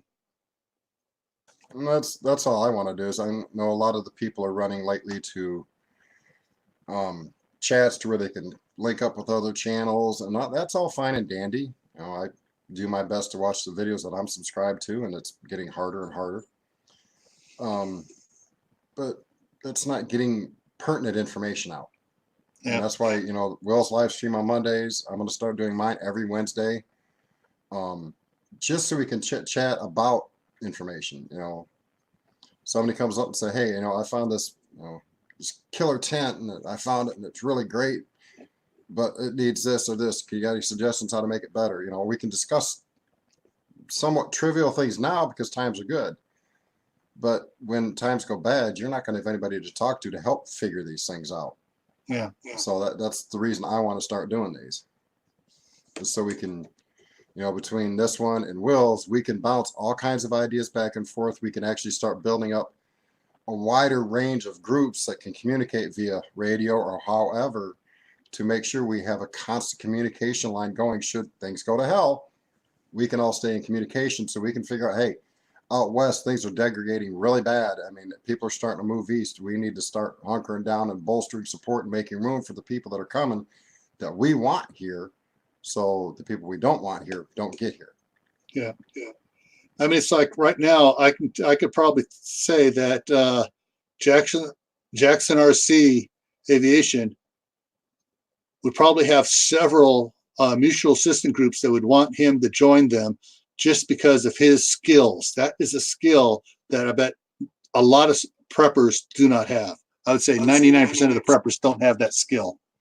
Right, and it's not just the actual flight; it's the working with the electronics to go with that, because those electronics, excuse me, if maintained, you could transfer that knowledge to security cameras, to repairing and replacing parts on them. I mean, there's a lot of information that's in RC that everybody says, "Oh, RC, oh, that's that cute little toy I seen at Walmart." No, these are hobby grade, and I had one truck, just a truck, four-wheel drive truck. It was $1,500. That plane he was showing, that Will showed, is $8,000. Those, there's a lot of electronics crammed into those. There's a lot of knowledge required to run those things. So that knowledge, soldering, understanding PCBs, which is printed circuit boards, the microcircuitry that's on them, and knowing what parts are actually transferable to other things is a very valuable knowledge that not very many people have. Yeah. One thought just popped in my head, going back to sticking with the RCs here. Do they? I mean, they probably do. The higher end you get, but they have where if it gets out of range of your controller, where it'll switch over and automatically return to its starting point. Quads do, yes. Some planes do, some don't. Depends on the radio system. But most of your quads, they're built with a circuit board that's way more expensive and intricate than I want to deal with personally for the higher end quads. But you program that on your computer and you can tell it, okay, if you lose complete signal, I want you to do this. You can have it return to a point and it'll sit there and hover. It'll stop. It'll come back to point A and hover. And that's, a skill. That's why a laptop will be important for those people that have those nice high-end quads like DJIs and custom home-built ones that are, let's see, I think you can build a small one, a race quad for like $150 that you can fully program. It'll teach you how to program them. So when you get into the more expensive ones, if you go that route, you can program them as well. But, the programming is really easy. And getting it to say fly out 2 miles and come back. So you can actually set it to go out 2 miles, make a quarter circle and come back. And once you tell it to do it, you don't even have to touch it. All you got to do is sit there and watch your FPV monitor. You don't have to touch the controls anymore. It's going to do it autonomously. Cool. And then it'll automatically come back. And if anywhere during that its range, it'll automatically come back to home as well. That's probably what a lot of the farmers are using around, because I see the quads flying around over the farm fields and stuff here. Because I know that the state agriculture department is promoting them using the sensor infrared cameras and stuff to detect where the crops need to be fertilized and stuff like that, and where it needs water and stuff. So they can control their stuff cheaper. But so that's a really a part of prepping that I really hadn't thought about until today. Hey, Will Patriot just jumped in. Hello, Will. Welcome.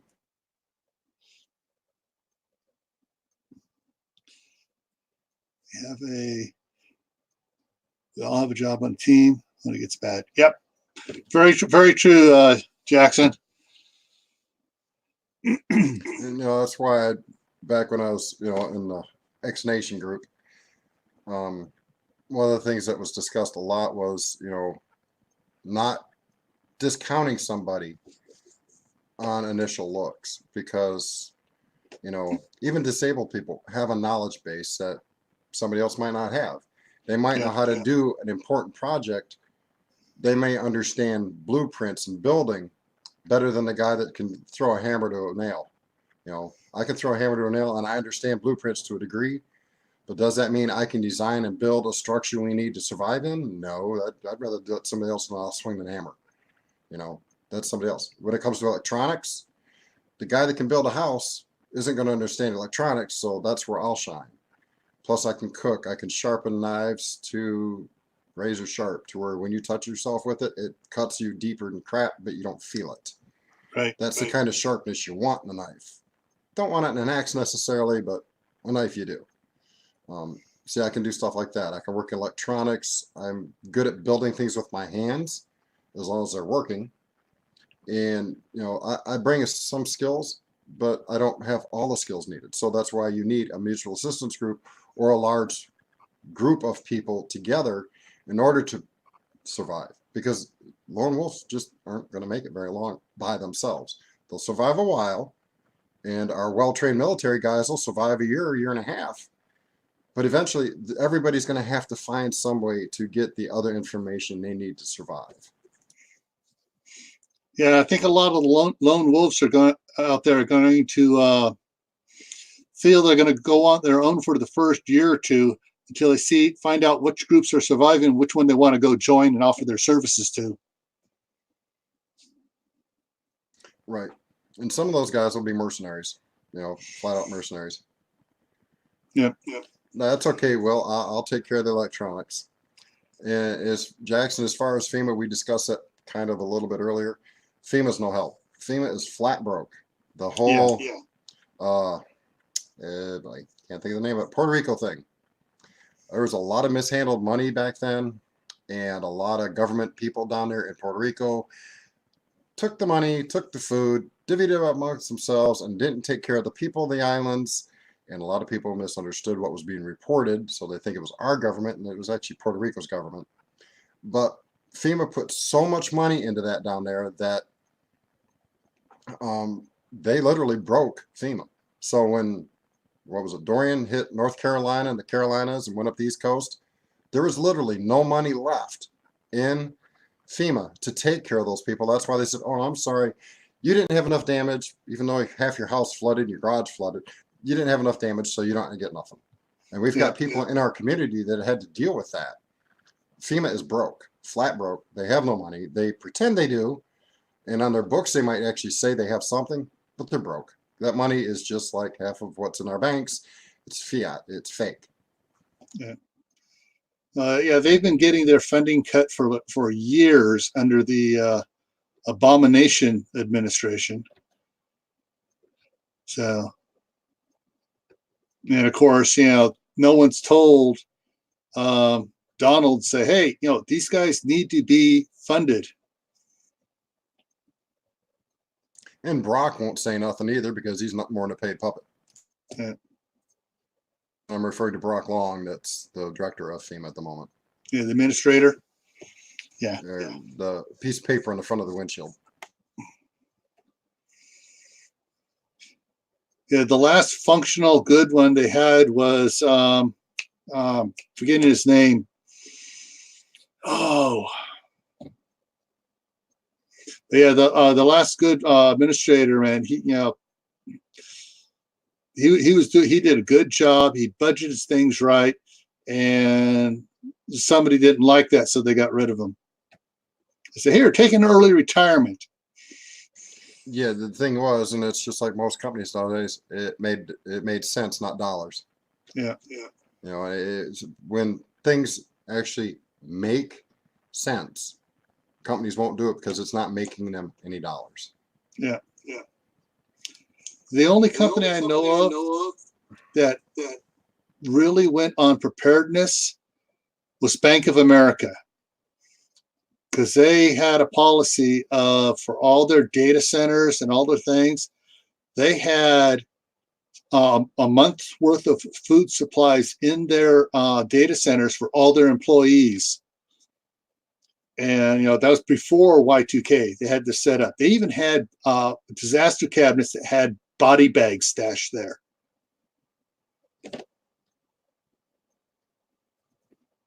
Yeah, that whole thing, Will, is about, that's, you got ready.gov.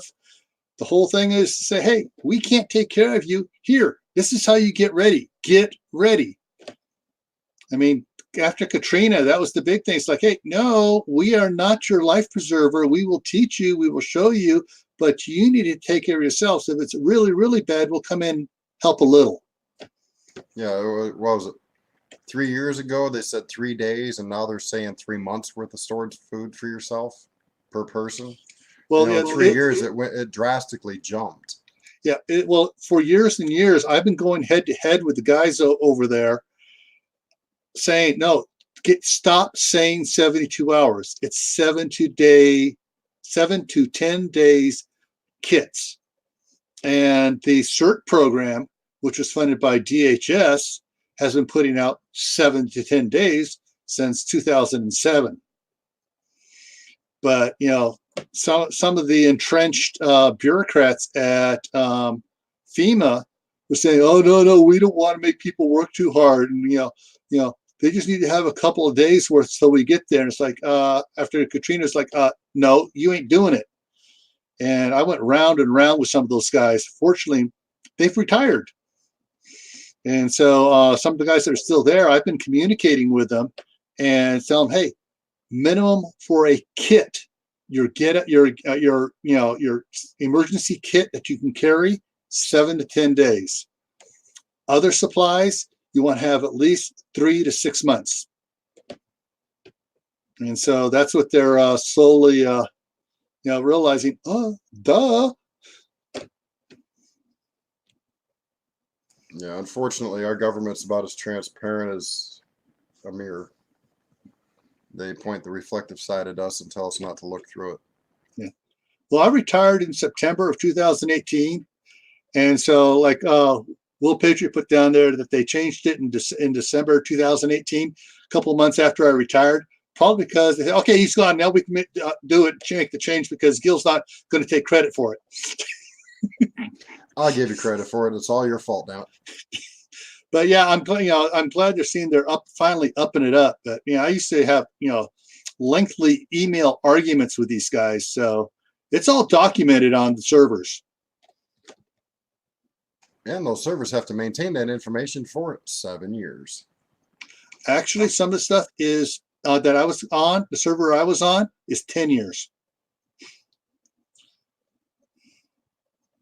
Don't mind me, guys. I'm actually watching my cameras. There's got strange people out Yeah. here. I keep constant monitoring because we've got too many drug deals starting again. I might have to get a hold of my local detectives and start informing them of the current activity. Yeah. Because it's, people are just joining. That's why I just picked that up. That's a plate carrier that fits my son perfectly, and I'll have a video on it here soon. It'll be a short one, of course, but I'm going to pick up some plates for it, and that's just for my son. I've got to replace mine because it was stolen. That's not going to be easy, but because I had a really nice one. I had a $250 AR-500 set, and that hurt when it was stolen. But anywho, hey, Will, how'd your surgery go?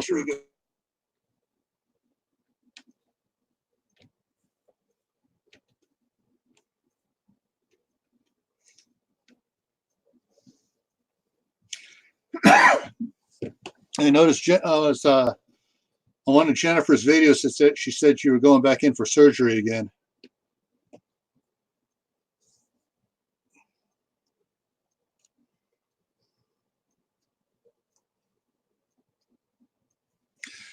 Look at this, 100 pounds of rice. Doesn't look at.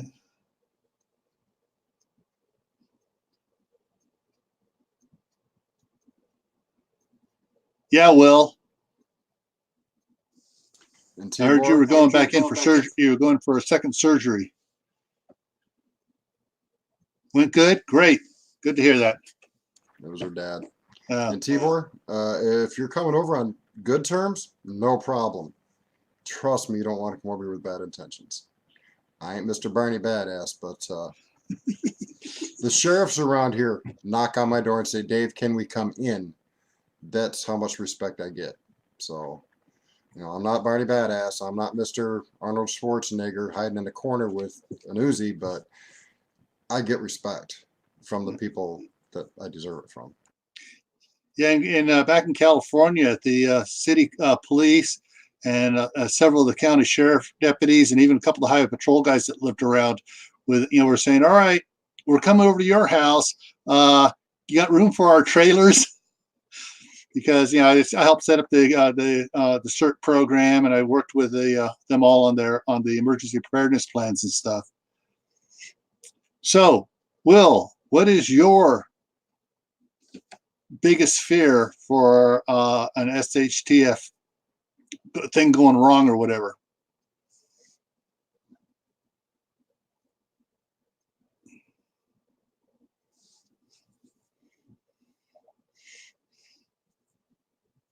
And Tibor, yes, I would love to move out of the area I'm at. I am literally surrounded, and it's not good.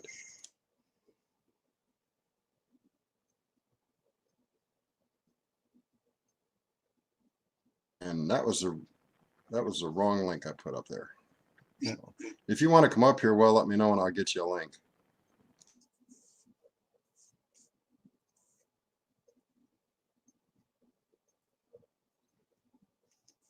Oh, but Will, your truck's all EMP proof now.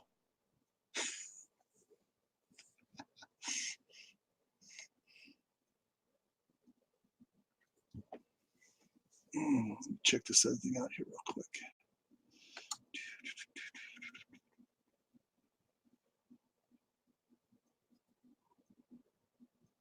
Find the right one here. That's not on there, dang it.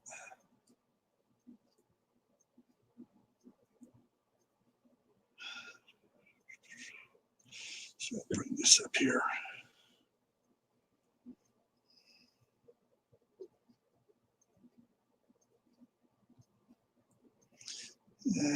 Show more. Here we go. Nope, not on there.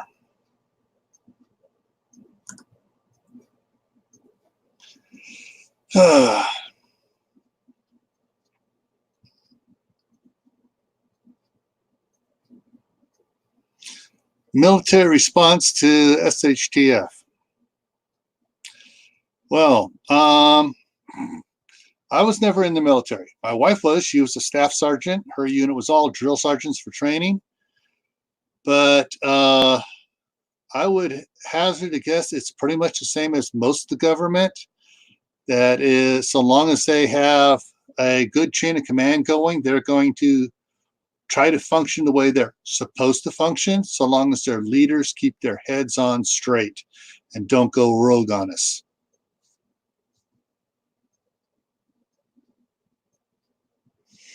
Yeah, that's the only problem we need to fear from our military is some middleman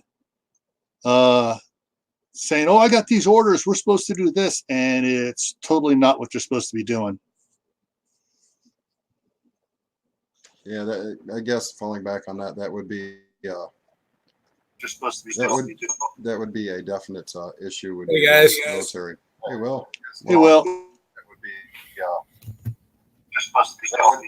that would be a definite issue with Hey guys. the military. Hey, Will. Hey, Will. That would be a definite Okay, Will, you're going to need to mute the YouTube version. Yeah, that's what I'm doing here.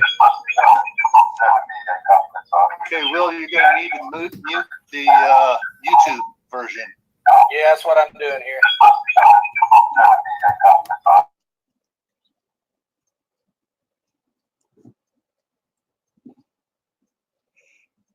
Now, Dave, can I throw a link up in there for some supplies and stuff people to look at? Should be able to. Okay. A link up in there for some supplies and stuff people to look at? Should be able to. Okay.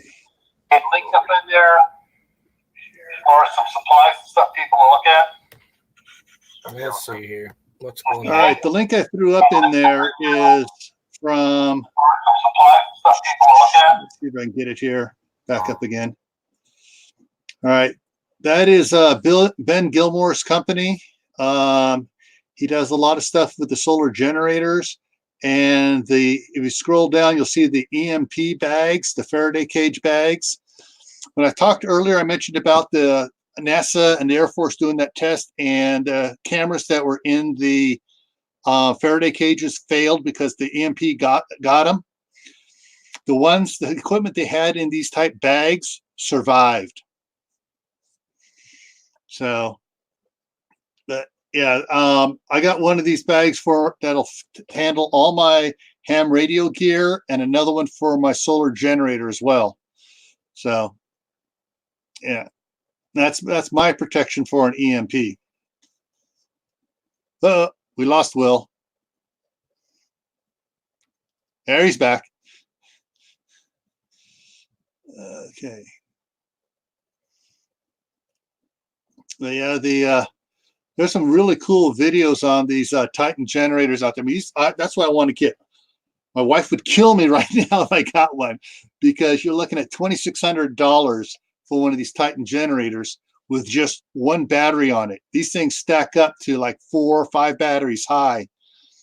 And it's a really cool, it's a computerized system, and it's I mean, it tells you when it starts getting low, tells you how much charge is coming in, how much power is going out. So if you want a good one, that's what these are. And that's what my plan is in 2 years, to have one of these Titans. So I got to save my pennies until then. All right. You going to stick around, Will? Do you have a set of headphones you can stick in there, Will? That'll help a lot. But Katrina, I lost a lot of respect for the military with orders. Yeah, Tibor, with what happened with Katrina, it really ticked me off what a lot of the city government was doing down there. Okay, Will's having technical difficulties. The city government in Katrina screwed up from the beginning to the end. There's a federal statute called the Stanford Act, and it basically says for FEMA to be able to act and come in, the city government must put all of its resources into play. The county must put all their resources into play, and then the state must put all their resources into play. Then they can come to FEMA and ask for help. And the problem happened with Katrina. Mayor Nagin didn't want to put his resources into play. He just started asking county for help and state for help. And when he asked FEMA said, "You got to put your resources into play," and he refused for so long. That's why it took FEMA so long to react to Katrina, because their hands were tied. They could not act until Mayor Nagin put his resources into play. And then by then, the time he did that, some, not all, just a very few of his police department had gone a little rogue on him and were taking stuff they weren't supposed to. And he himself was taking stuff he wasn't supposed to. So, that wasn't even an shtf situation. That was a major life-changing event. But yeah, sometimes it's our government elected officials that are our worst enemy, even on the local city level and the county level. So, okay, it's only, okay. Yeah, this is, that's just another thing. So we'll just type in the chat there, anything else any other fears you have. Corrupt officials. No way. What am I talking about? Could I be so wrong about there being corrupt officials? No, Venezuela is a prime example of no such thing as corrupt officials. Yeah, I mean, it's right now, there are very, very few elected federal government officials that are even trying to do the right thing. And the few that are trying to do the right thing are stymied by all the corrupt ones.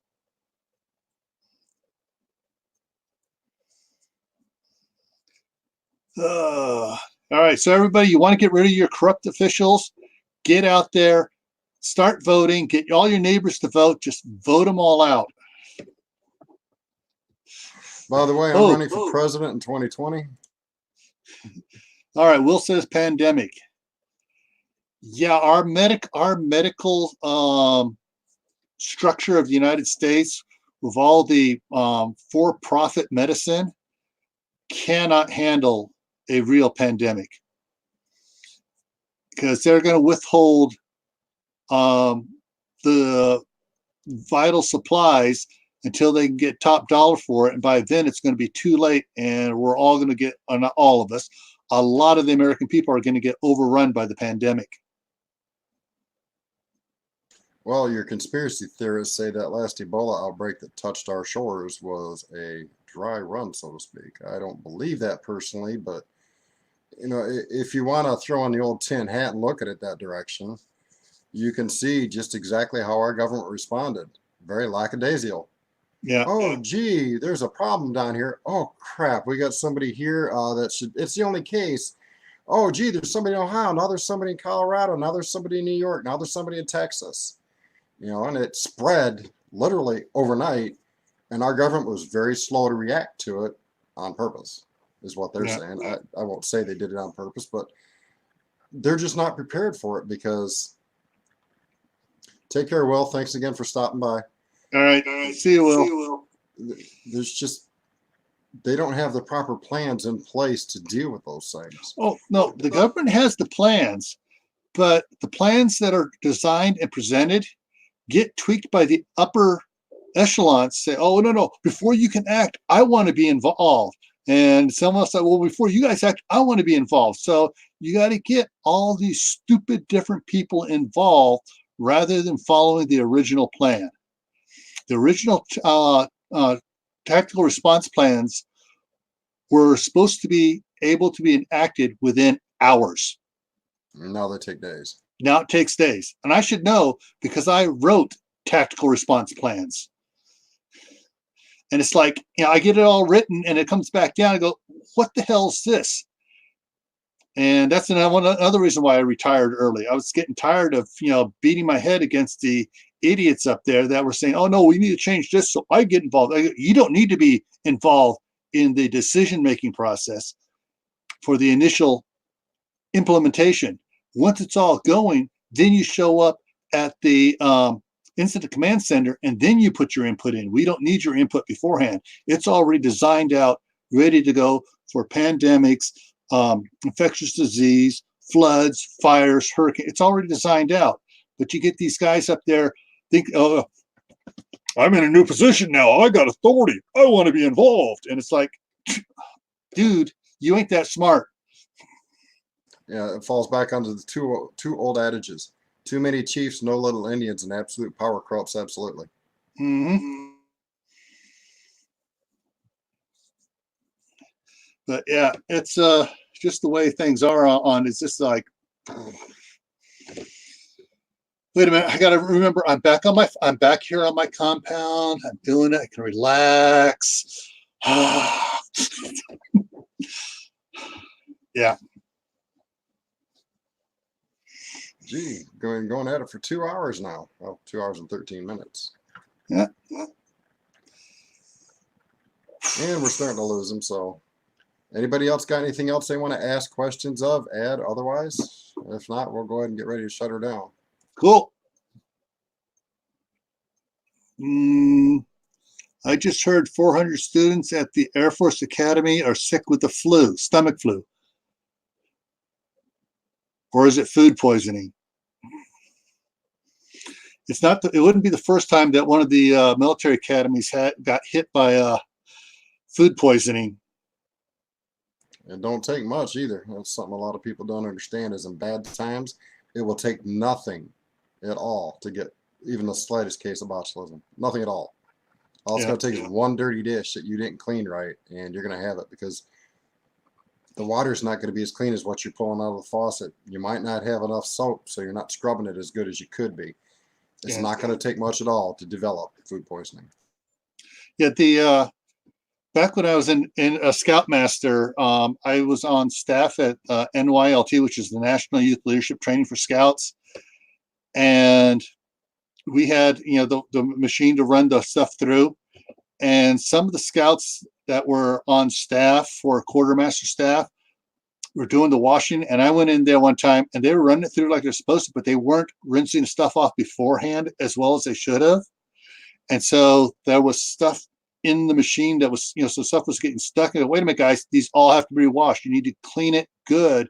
This is a sanitizer.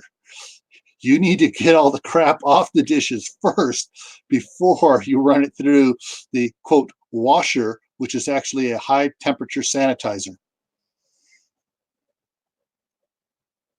Yeah, I had to teach some people at Waffle House about that. That's not a dishwasher. All it is sanitizer. You got to wash them dishes before you throw them in there. Oh, Waffle Yeah. House. What a fun Well, job. looks like everybody's bowing out here. Night, World Without Rule of Law. Night, CR.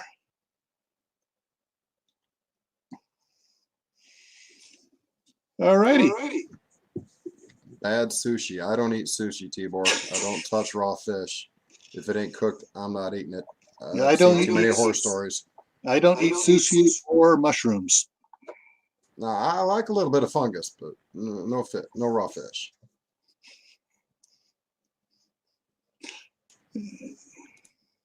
Thanks, Jackson, for stopping by. Yeah, I guess 2 hours and 15 minutes is close enough to wrap it up.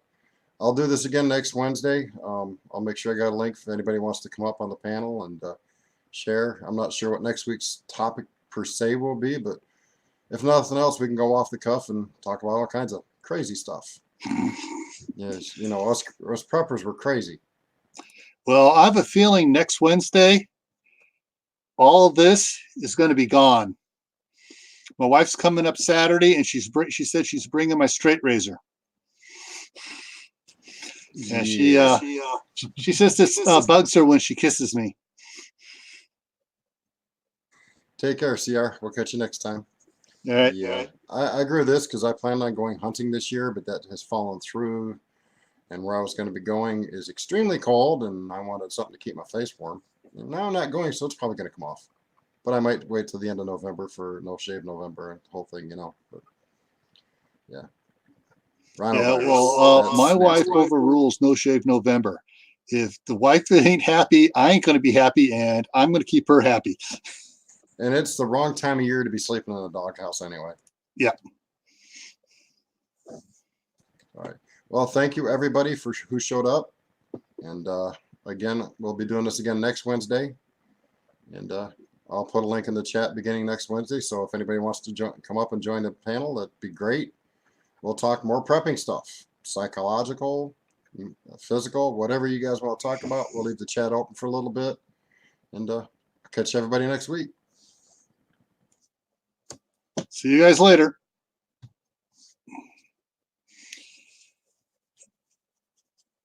All right.